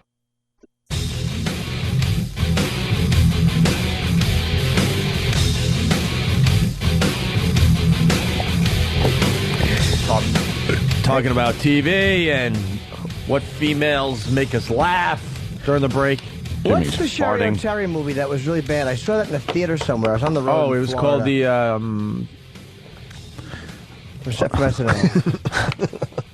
don't know, Jimmy. I don't know. We were talking about women that make us laugh, and Amy Poehler makes me laugh. Cal Burnett, what? I don't know which one it is. Sorry, that's the Aunt Bully. Park, Southland Tales, Stephen's Life, Smile, Surviving Eden. She made all those? She was in Dumb and Dumberer. Oh, maybe it wasn't her I'm thinking of. No, she had her own little movie vehicle. What's after Catherine's SNL. name? You're thinking about Molly Shannon? Yeah, what was her movie? Oh, Molly Shannon was Superstar. That was it. Yeah. Yeah, okay, that's the one. That was awful, right? I don't believe I liked it. Yeah. Earlier this morning, we got a bunch of things to do. We got Laszlo turned us all onto a bit. He did it on a Saturday Night Virus, and he said we could go with it. Dirty Potter. Did he Holy shit. No, he found something. He did a little bit of it on his show, and then he said, guys, you got to play this on your show. So we got that coming up in a minute or two. We got an Alec Baldwin talking about the voicemail he left for his daughter. We didn't do that yet. And we got Anthony, who got clocked going 95 in a 55 yesterday. Got a ticket. Got his first ticket in a long time, right? Grr. Not happy about it. Yeah, well, what are you going to do? You play the game. Yeah. And sometimes you get caught. Listen to the replay. We did about an hour on it today, but Derek came up with this. Oh. Well, finally happened. I got a ticket. Call you the bandit. Finally got, finally got it. Got pulled over last night driving home. And, I got 95 and a 55. You wear no man's chain. Oof. Some say they despise 95 miles an hour. You know, God forbid you hit somebody. And the arrogance with all your cash. Yep. You know, you think you're an IndyCar driver. down inside. I mean, you should be embarrassed. I bet they wish they were you. You shouldn't have those things in the first place. What? I would give you double the ticket. Yep. You're reckless. This one is a biggie. You got to slow down just a little bit there, Anthony. You got to be aware of the signs. Not only do you have to pay the fine, you got to pay the state for the privilege of keeping your license. You're at risk of losing your license, my friend. God damn, I can't lose my license. You had it coming your way, buddy. You were pushing in everybody's face how you were getting off the hook. I wasn't pushing anything in anyone's face. I was trying to drive home. I'm really grateful he did what he did. Shut up, mister. Educate me and We're trying to slow me down. Listen to the signs. They're all around you. Come on. Who's going home? I introed that by saying production piece from Derek. I want to thank Derek for being able to push play on two different machines at the same time. That's just amazing. Just amazing abilities from Derek in the production room. That's right. Basically, start song, start audio of Anthony talking about speeding tickets. Right. Just brilliant production from the one, the only Derek. Wow. An attention getter. He was Kick actually off those mandals and get to work. Yeah, he actually was able to push play with his right index finger and his left index finger at the same time. And he even said, fuck it. Let Anthony talk over the vocals. He started off nice, where like Anthony was sneaking in a little bit here in between the vocals. Then he just got lazy. Then he's like, fuck it. People get the point. And then the other part of that, which makes me laugh, is Jimmy the whole thing going, yup. Just agreeing with the callers that are just killing Anthony on his feet. Yup. Yeah, told him. Yeah, that's right. What a dick. Guy's making a point where obviously Anthony's going to lose his mind, and Jimmy goes, yup. Yep, exactly. Yup. Funny. Smokey in the races. Wow.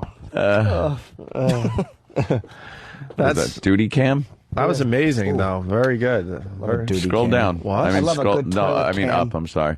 Yeah, look at that. Oh, my God. Oh, that's a nice picture. Oh, my God. Fuck yeah. Girl on the pisser. Hopefully she's shitting. You like girls on the toilet pictures? No, Not a it's- big fan. It's not like my specialty, but I like the panties. I like Around the the little ankle? panties pulled down. Yeah. Around the ankles, that's not that bad. That bad. I like a girl laying on the floor by the toilet with a log hanging out. Like she fell off.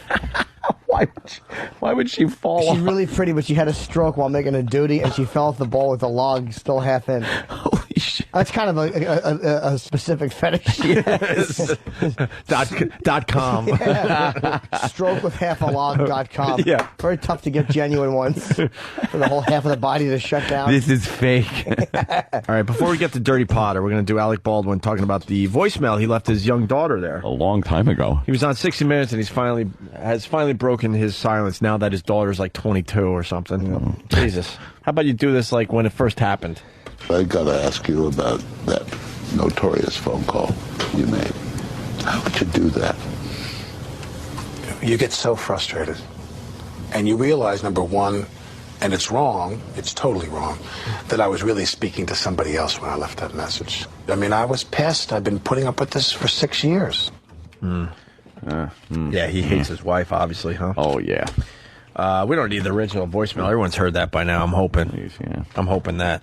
But you weren't talking to another person. You were talking to your daughter, to a kid. You just said, you thoughtless little pig. I mean, I find it hard to utter the words. Did you ever lose your temper with your kids? Yeah, but nothing like that.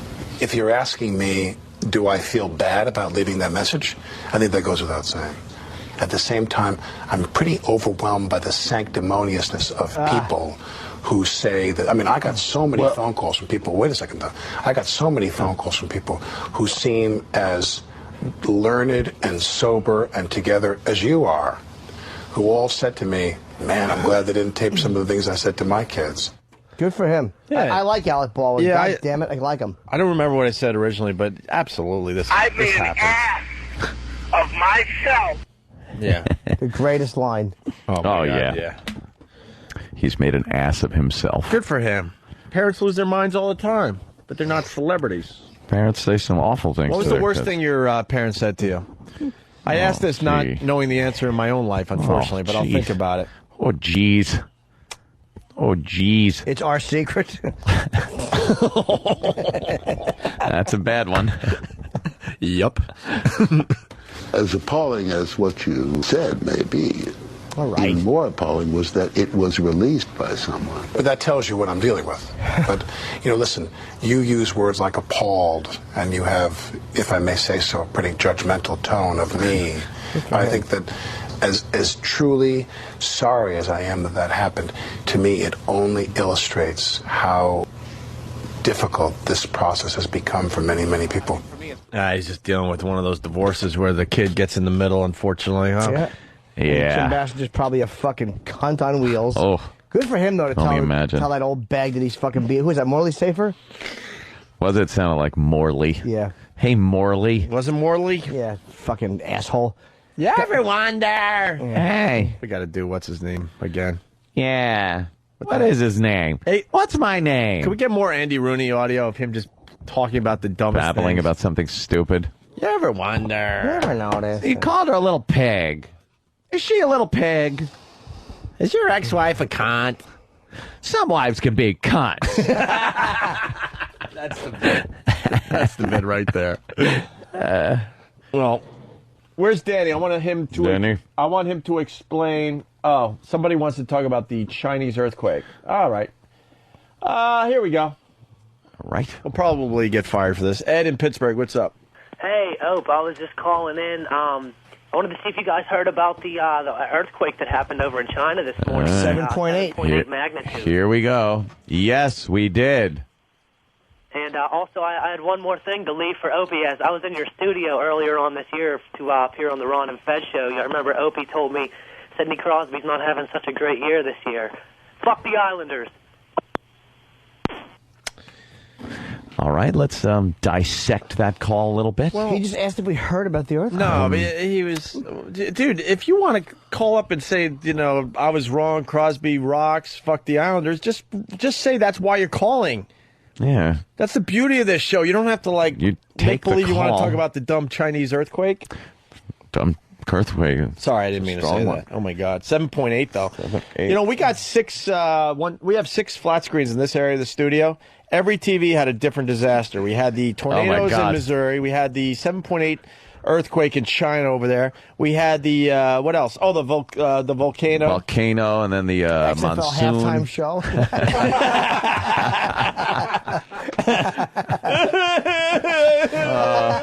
I have to go to a cuddle party now. Yeah. Our only chance at network TV, and boy, did we blow it. That sure sucked being on a show that lasted one season. Yeah, how humiliating. We didn't even last a season, Anthony. Yeah. We were penciled in for 12. I think we made 6. Ouch. No, I think we made 4, I think. 4 out of 8, that's what it was. And also the cyclone aftermath. Yeah. We're all on TVs at the same time. It would make a great montage for the next time they want to talk about global warming. Yep. And what it's doing to our planet. Or Armageddon. What's up with the 7.8? That's a pretty strong one. Over there in China, they're saying maybe 5,000 dead in one county alone. They're showing just a chandelier moving from side to side. Yeah, wow, swinging. That really shows you the power of a 7.8 earthquake right there, huh? Showing a chandelier just moving around. A glass of water tipped over. Oh, yeah. Did you get your chandelier hooked up, Ant? Oh, not yet. Okay. That's going to happen soon. My big, ridiculous chandelier, yes. Danny, what's Dirty Potter about? Laszlo turned me on to this on Saturday night. It's basically, you know how all books have the audio tape version. Perfect. Of them. So somebody went through all of the Harry Potter audiobooks and, you know, terribly edited words together to make to make just awful, horrific things, but like in the context of a story. Okay. So How many people read them? Was it one person did the whole book or no? Well, like the audio, was it done by the author? I think this is just done by, it's all done by the same person, I'm assuming. Yeah. I want to thank Laszlo for this. Yeah, big props to Laszlo. Turning us on to Dirty Potter. And Ron beat it in Hermione's hair. I'll be 17 in 2 and a bit months' time, said Ron grumpily, and then I'll be able to do it by magic. There was a pause while Harry continued to pound Hermione's bloody fudge, which he had done several times. Her bloody fudge. What the hell? Pounds Hermione's bloody fudge. To even think of it, putting that together is hysterical. It's like listening, going, fudge, I could use that. Yeah, I mean, you know, he's just like titling like these drops that he's cutting. You know, he's just like, fudge. I'll just cut that for fudge. I'll use that because I could use that for asshole or shit or something. All right. Bloody fudge. Wow, this is a very good question. Mike and Maryland. Yeah. Mike? Hey, how you doing, guys? Hey, question for you. How come you're not allowed to imitate a Chinese voice on the radio, but on TV, Amy Poehler did the little Chinese Indiana Temple of Doom? Well, Wait, was it on this week's SNL? Yes. Give me that audio. I'm going to play it on the other side and force them to just dump out of the bit to prove a point tomorrow. I'll tell you why. Because the lawyers who work for one company are slightly less pussy-ish than the lawyers who work for another company. That's listening to himself there. Lawyers. They dumped out a boner today on the other side? Boner. That's really dirty. Unbelievable. All right, let's get back to Dirty Potter. To pound Hermione's bloody fudge, which he had done several times to Ron already. Ron ejaculated cum the size of a grape. What the hell, dude? How did he make that happen? How did he get ejaculate? He got ejaculated.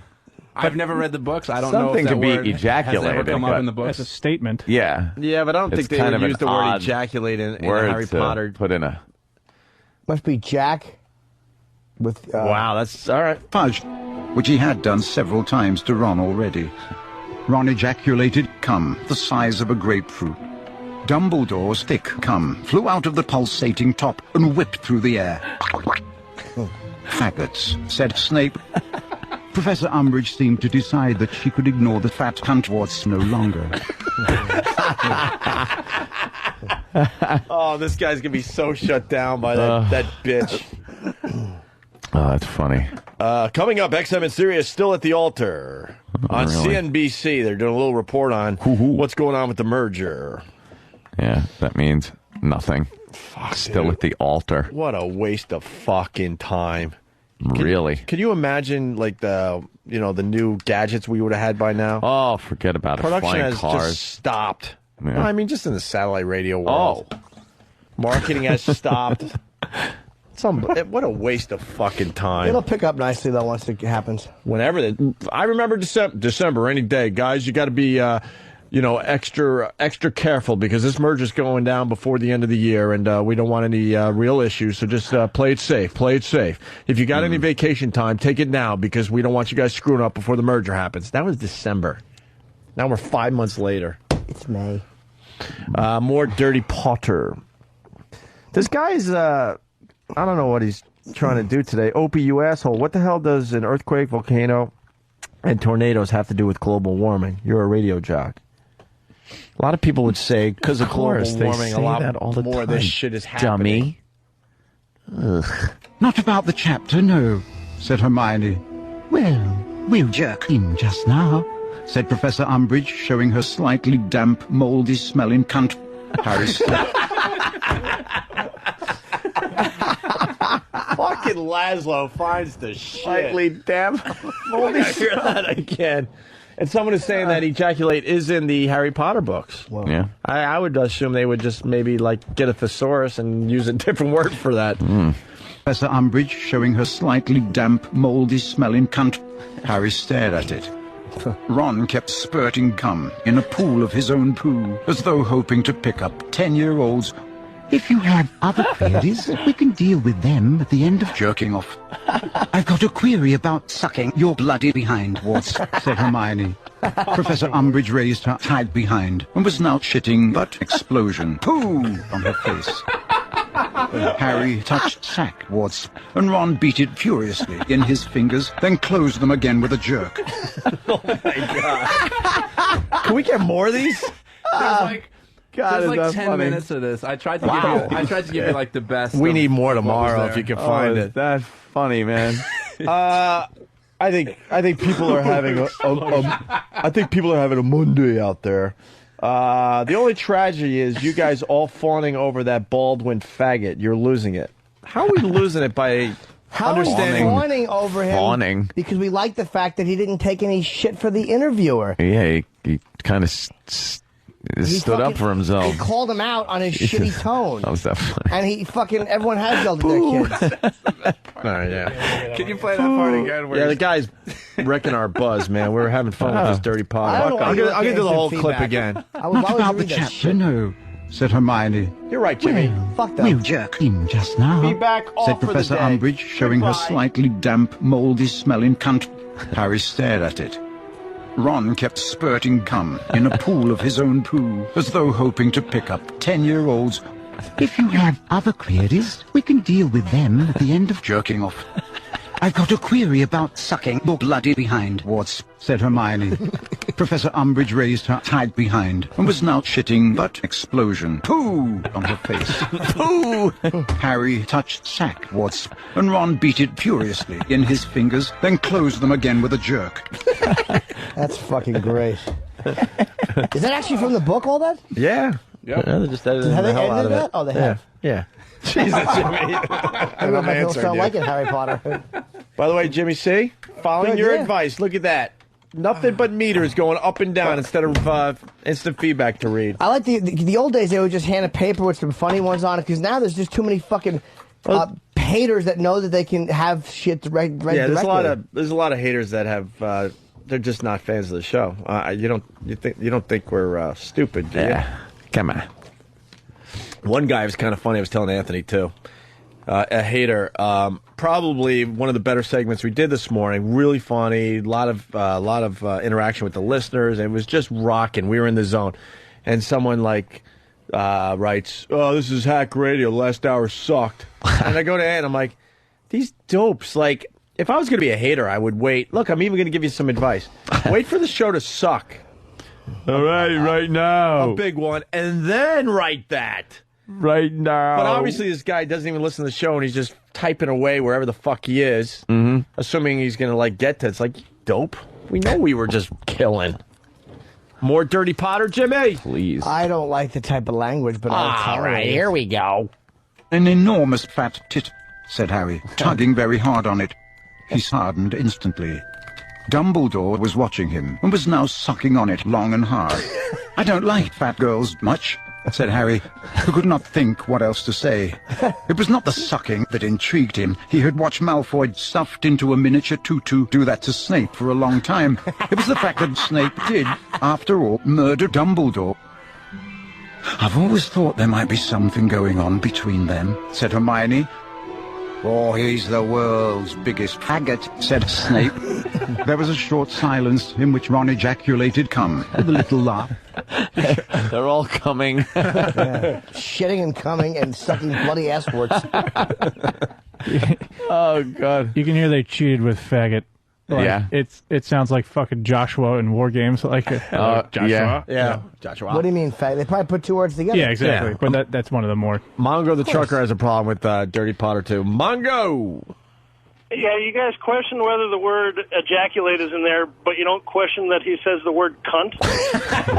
Well, that could be the beginning of country. Or cunt. Oh, my God, yeah, exactly. In the country. Yeah. Cunt. Yeah, Yes. would work. All right. That's a good point.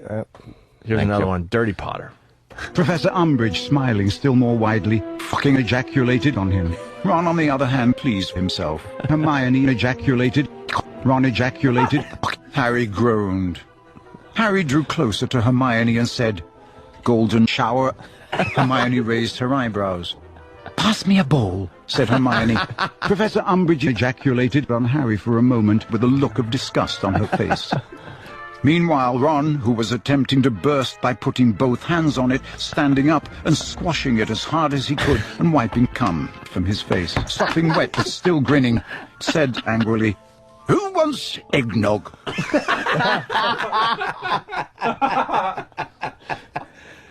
Find of the month, God man. damn, is that Holy funny? shit, is that funny?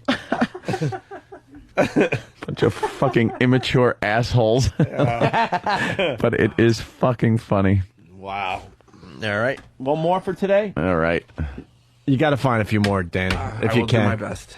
Try for tomorrow. Oh, God. Here's one more, though. Harry thrust his fist in Hermione.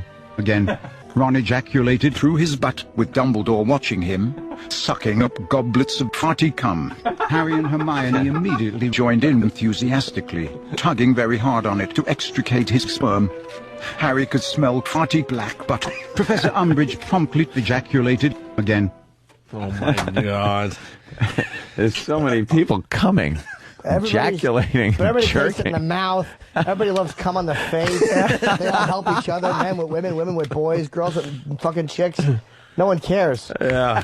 There's shit involved. There's shit, mouthful of splooge, kids, bloody asshole wars. I love this fucking Golden shower. A golden shower. He asked if she wants one. Shit. Your hair looks like shit, Sam. Yeah. Once you like shave that thing. You told me I couldn't. Oh yeah. Fuck. Hey, you got the Orson Welles. I want to give Loose Fusion another play, another spin today, Anthony. The Orson Welles outtakes we've been playing. Yeah. Just a couple of moans and groans. Well, Loose Fusion took that and made this.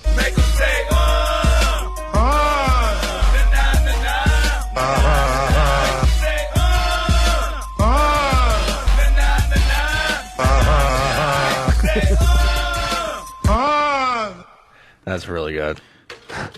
You see Suge Knight got knocked out? Holy crap, what's that about? Fuck out. What the fuck is that about? He was in a club in L.A., I guess. Someone's going to get shot. And someone, and Suge was like, "Where's my money?" or something. And they started a huge fight. And the guy that knocked out Suge with a hook, he got his ass handed to him. But before he went down, he was able to land it seems like a pretty lucky punch. Knocked him out cold for 3 minutes. That ain't a Suge lucky Knight. punch. If you hit Suge Knight hard enough to knock him out for 3 minutes, wow, That's a hard hitting. You guys are a boxer. It looked like a really ugly melee. It's on TMZ.com. You could see them helping Suge Knight all bloody into a car. Did his friends? That is not going to end well for some people. Did his friends beat? Well, the other guy will get a lot of respect. You knocked Suge out. Fuck that. Get respect, huh? Yeah, of course. Did his friends beat the man up? What does the story say? Beat the man up. What does it say, Than? I can't read that far. Exclusive photos. He has to wear yellow, too, with blood on it. Suge should have had a red shirt on. It wouldn't have been as bad, but that fucking yellow is like, that's the worst color. Yep. Never talk shit in yellow. As we first reported, Suge was at Shag nightclub when he began arguing with the man he had been talking with. Our spy overheard Suge say, "I want my money." Suge and his peeps beat the guy to the ground, but the man landed a right hook on Suge's face, knocking him out for around 3 minutes. Jesus. I want my money. Oh, my Boy, God. that ain't going to end well. No. That's right. I want my money. What am I, a cigarette? Fuck them. Fuck him in his ear, that cigarette hijacking Mick. I want my fucking money. We mentioned Today. We mentioned Andy Rooney. Yeah. We got some Andy Rooney shitting on the gifts people send him. And he had to do a whole segment on this. Shitting on gifts. We're starting to get obsessed with Andy Rooney. A lot of friendly people send me things. It's nice of them, I guess, but most of it's junk that I don't want. I have my own junk I'd like to send to them. A fan went to the trouble of getting my picture on this box of Wheaties. Isn't that just what everyone has always wanted? Their picture on a box of Wheaties? To tell you the truth, I prefer cornflakes or shredded wheat to Wheaties anyway. Have some gratitude, you old on the box. cocksucker. What a waste of TV time this guy is. The guy, like, a listener will send you something or a viewer. Yeah. And even if you hate it, you just fucking throw it away. Who cares? But it's not like you start bitching about, oh, wait, we do. We could send some weird stuff ourselves. Maybe we could do a whole segment. I only enjoy everything, I guess. Yeah, absolutely. Usually red, white, and black. It's very thoughtful. Yes. Yes. This is a model of a sunbeam tiger someone sent me because they know I have a real one. I've had it since 1966. I did something about umbrellas a while back, and I got a lot of special umbrellas in the mail. Umbrellas are sort of fun. It's a good feeling to think they're keeping you dry, even though they aren't really very good when it rains. Maybe this one would work. What? A man named Richard Costura doesn't like the way people tell time, and he's built his own clock. This may be accurate, but I'd have a hard time strapping Mr. Costura's clock to my wrist. I don't want to know what time it is that bad anyway. Tick-tock. No kidding. As time ticks on. Mm-hmm. I mentioned a restaurant in Miami called Joe's Stone Crab quite a while ago, and they sent me 2 $100 meal tickets. I wonder if these are still good. I don't like Miami enough to fly down there to get 2 free dinners, and it would be just my luck to get there and find out that Joe's was out of stone crabs that night. I have crabs. Oh, my God. Here's something I really like. This is the American Double-dong flag, dildo. drawn by the Right. Yeah, 2 girls. I like gaping. Nothing really feels better than an asshole full of plastic. I hope the gift he likes is a plushie outfit that he's going to put on. Put for on everybody. a bunny outfit. I'm going to now wear my plushie outfit and annoy everybody in the office. Yeah, they'll ask me questions like, why am I wearing that? I'll say I get hard-ons wearing it. I fuck stuffed animals.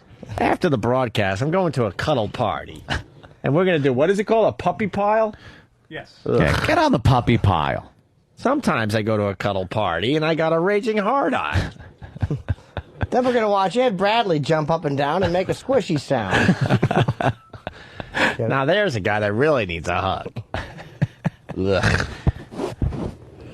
American flag, drawn by the artist Jasper Johns. The American... Hold on. 50% butter, 50... I need that! What's the holdup with the Sirius XM deal? We can have breaking news. It's over, Johnny. It's over. FCC, baby, that's it. Could somebody get that really fast in the back office? What's going on? Back office, it was on CNBC. It just aired. Please, thank you. What are the brothers talking about? Time some shit. I want to talk about cuddle parties, as Andy Rooney. Have a cuddle party.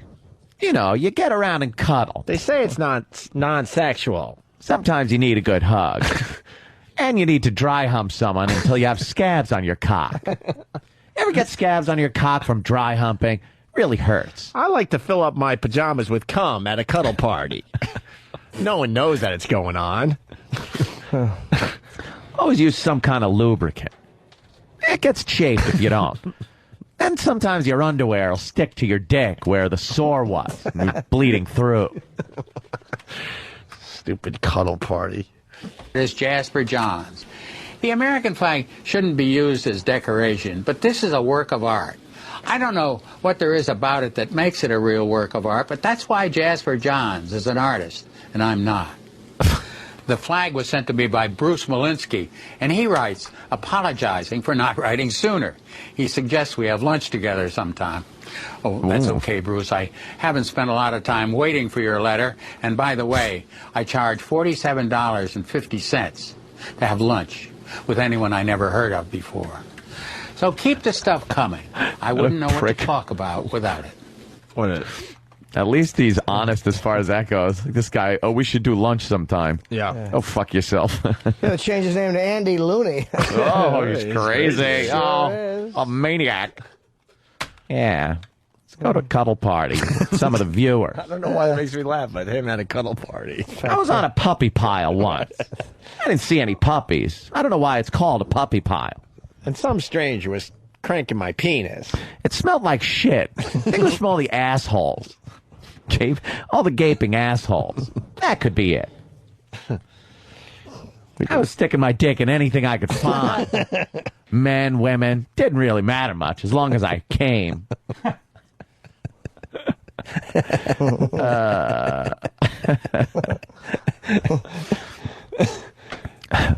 That's the one thing I'm going to... Every day I bring a little something home from this radio show. I'm going to be Andy Rooney all day. Andy Rooney, just talking about cuddle party. Cuddle party gone bad. Right. I've broken all the rules. There's too many rules at a cuddle party. I think they ought to cut the rules out. I think everyone should go naked. What was it, the welcome circle? Yeah, what's with the welcome circle? I arrived late, so I didn't know the rules. Unless I'm getting a hand job, I don't want to be in a circle with anybody. Right. Do you ever lick a pussy at a cuddle party and it smells like someone else's bad breath? Why does that happen? Who have they been cuddling with? And what part? Sam, what do you got? There's nothing going on. With CNBC? There's a merger going Sammy, on, what's Sam. the news? Come on, kid. They were just discussing some of the pros and cons of the merger. No, but it said, why is it holding it up? They were asking the question. And they didn't know? No, yeah, they actually... No one knows. They asked the question, and then they wrote it on the screen in case you didn't understand. I completely know, but no one asked me yet. Oh, why? They're allowing regular radio to catch up, and then they're going to allow the merger to go through. It's so fucking obvious. The NAB has that much power. Ooh. They're letting the big companies get their internet streaming together and organized, and they're letting the HD, which is a joke, maybe develop a little more. That's all it is. They're allowing the regular broadcasters to catch up technically, and then they're going to allow the merger to go through. So obvious. They basically said to the main broadcasters out there, look, we could give you about a year and a half. So get your shit together. Absolutely. The NAB is very powerful, extremely powerful. I'll be on Sean Hannity tonight saying just that. So. Oh yeah. No. Line of the Day is brought to you by Card Scan. What the hell is this? Remember? Get all of your contacts. Oh, yeah, I remember these guys. Yeah. Actually, this is a really, really good company. You Very take all those cool. business cards that you get, you put it in this machine, and it organizes everything for you. Yep.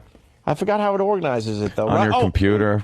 Computer, and then you can download it to your BlackBerry and all that. BlackBerry. And That's right. All the phone numbers on the card itself become links. It's clickable links. And this scan is very, very, very smart. It can organize the whole thing without you really having to do much work. Knows the address on the card. It knows what the address is, what the name is, what the phone number is. I don't know how they do this. And it's Then, creepy. you can cross-reference the phone number with the address. You remember? Yeah. We had a great meeting with these guys. Yeah, it was pretty cool. You just zip the cards through, and it knows all this and organizes it in such a way. It's like magic. Is this, a magical man?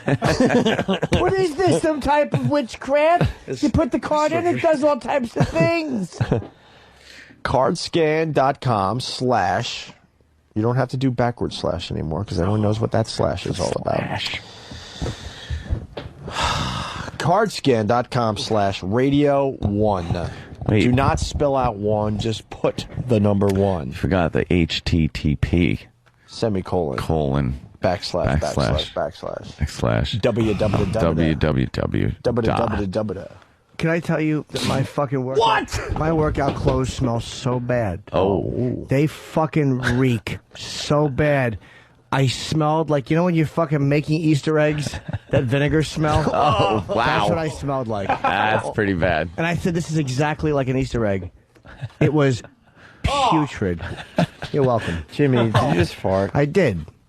Why? Because. Why? I don't know. Here is a runner-up line of the day. You know, we got we have 6 flat screens in this area of the studio. Every TV had a different disaster. We had the tornadoes in Missouri. We had the 7.8 earthquake in China over there. We had the, what else? Oh, the volcano. Volcano, and then the XFL monsoon. halftime show. Jimmy, that was very hurtful. And it was the pregame show, so it wasn't even accurate. Oh. I got scared. I confuse things in sports. The man made a home run with his hands. Jimmy, you want to do some non-sexual cuddling after the show today? Yeah, if you could. I might fill up a little bit. But they said that's okay. Okay. Fan will raise my hand. Yeah, Fan, you be the cock blocker. Here is a... what are we doing? Another runner-up. Oh, yeah. Runner-up line of the day. Barkley, I've been trying for about 15 minutes here. Doesn't work 3 times. He was... You're making Ope crazy. Hey!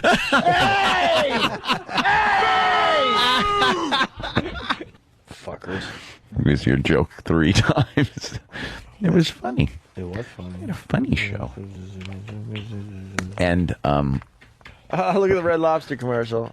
Oh, but it's for creditreport.com. They're just eating lobsters. oh, and they're dressed in those, lobster bibs. but they're dressed like in, Pirates. Fast Times at Ridgemont High, Hamilton. All right, Hamilton.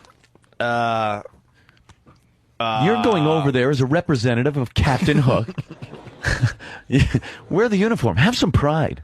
I saw a weird movie over the weekend called Foot Fist Way or something like that. Oh, yeah. It's the Will Ferrell movie. Like some dude gave Will Ferrell a movie, and Will Ferrell loved it so much he decided to bank it and distribute the thing. It's getting quite a buzz. I'm not sure if I liked it or I hated it. Really? Comedy? Huh? A comedy or a drama? Comedy. It's this like Taekwondo instructor. He's hilarious because he's so weird. It's like kind of a Napoleon Dynamite type of movie. I wish Roland was here today so we could talk about it a little bit because he loved it. I wasn't sure if I liked it. Is it intrigue? Mm-hmm. Ferrell, he says, Will Ferrell, he's going to stop by in June when he's promoting his... No, he's not. Of course he's not. He's going to stop by when he's not doing anything. He's going to stop by when he's promoting his hair care products. What? Or some fucking guy in the future. I love when he wants to get a guest on. He'll go, someone wants to stop by before we've even been pitched to them. Yeah. And if you guys think we're bad actors, go back in time and listen how we sold that semi-pro fucking movie for him. Holy shit. We could tear down a wall today. Oh, my God. All because he was supposed to come in. Yep. Here's another runner-up line of the day. And then the first thing he usually says is, I want to do that again. Why is that funny? Really? That's usually the first thing he says after he shits his pants. Eats a donut. Fucking kicks a small animal. Rapes the neighbor. What's going on over there, Jimmy? We're Jimmy's back live. wrecking the joint. What happened? Sorry. You spilled water, you dropped the headphones on the ground, and you ripped your microphone out. It fell out. Microphone fell out. The whole thing's going What's going on over there? Oh, I don't know. The whole thing's falling. I think you might have had too much mayo, and it's getting to you. No, it's all fat-free mayo. It's no fat mayo at all. I want to keep losing weight. No fat-free mayo.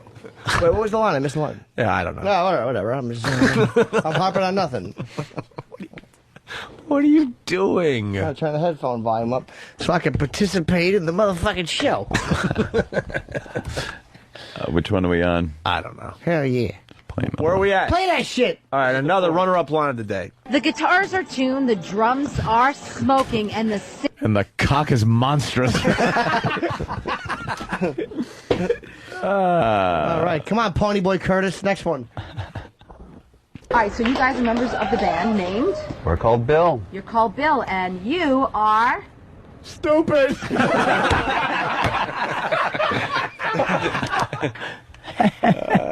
Oh, God. Hillary's going to win West Virginia, and then what? Well, they said that. 60-24. 60-24.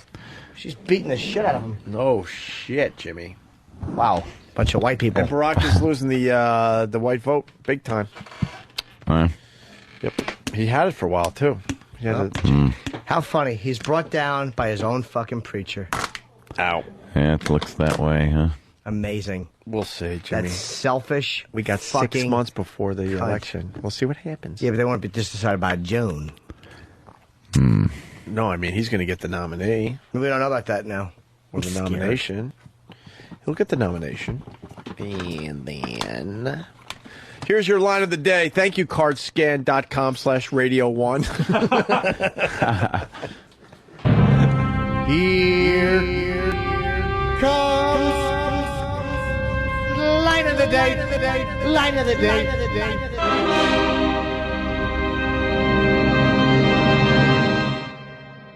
The guitars are tuned, the drums are smoking, and the syndrome is down.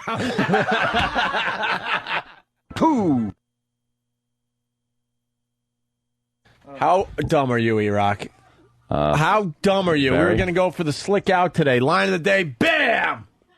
And Than was basically giving him sign language to say just that. And what were you thinking he was doing? I didn't. It seemed odd. He said break right now. I thought. Break? Why would we take a break right now? Break meaning we're done. We're out of here. You should have saw his face. His brain was short-circuiting. Travis, what do you got on that? Anything? I just don't want to laugh over Eric. You don't want to laugh in there? It's completely obvious. Break means break. Yeah, he did the universal sign of break, meaning get him out of here. What'd you think it meant, Eric? I didn't Shut know. up! I thought you were breaking bread for me. No? What's wrong? That's why I called him Ponyboy Curtis. What's wrong with his hair? Terrible. Nice. His fucking... You know what it is? He has a fucking toilet seat cover hair. I kind of like his how am I going to put this? Well, he looks like the older brother in Weird Science, so he's got the... Wasn't that Bill Paxton or something? Chet? Yeah. Chet? Yeah. Yeah, he looks like Chet. You spitting this? He looks like Slider from Top Gun. Fucking shag lug do.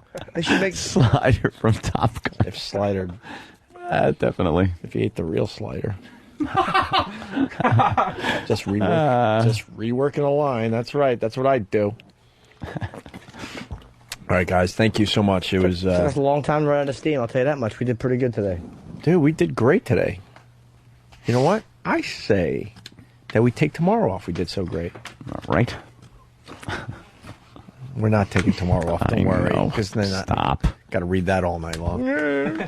Somebody though is leaving the Opie and Anthony show. Yep. At the end of the month. That is a fact. Can't just give the answer away now. What fun is that? What fun is that?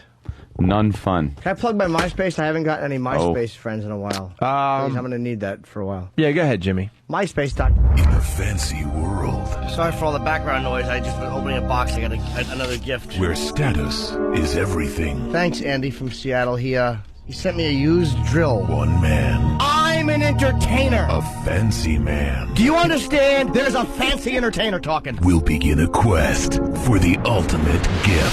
Fuck you.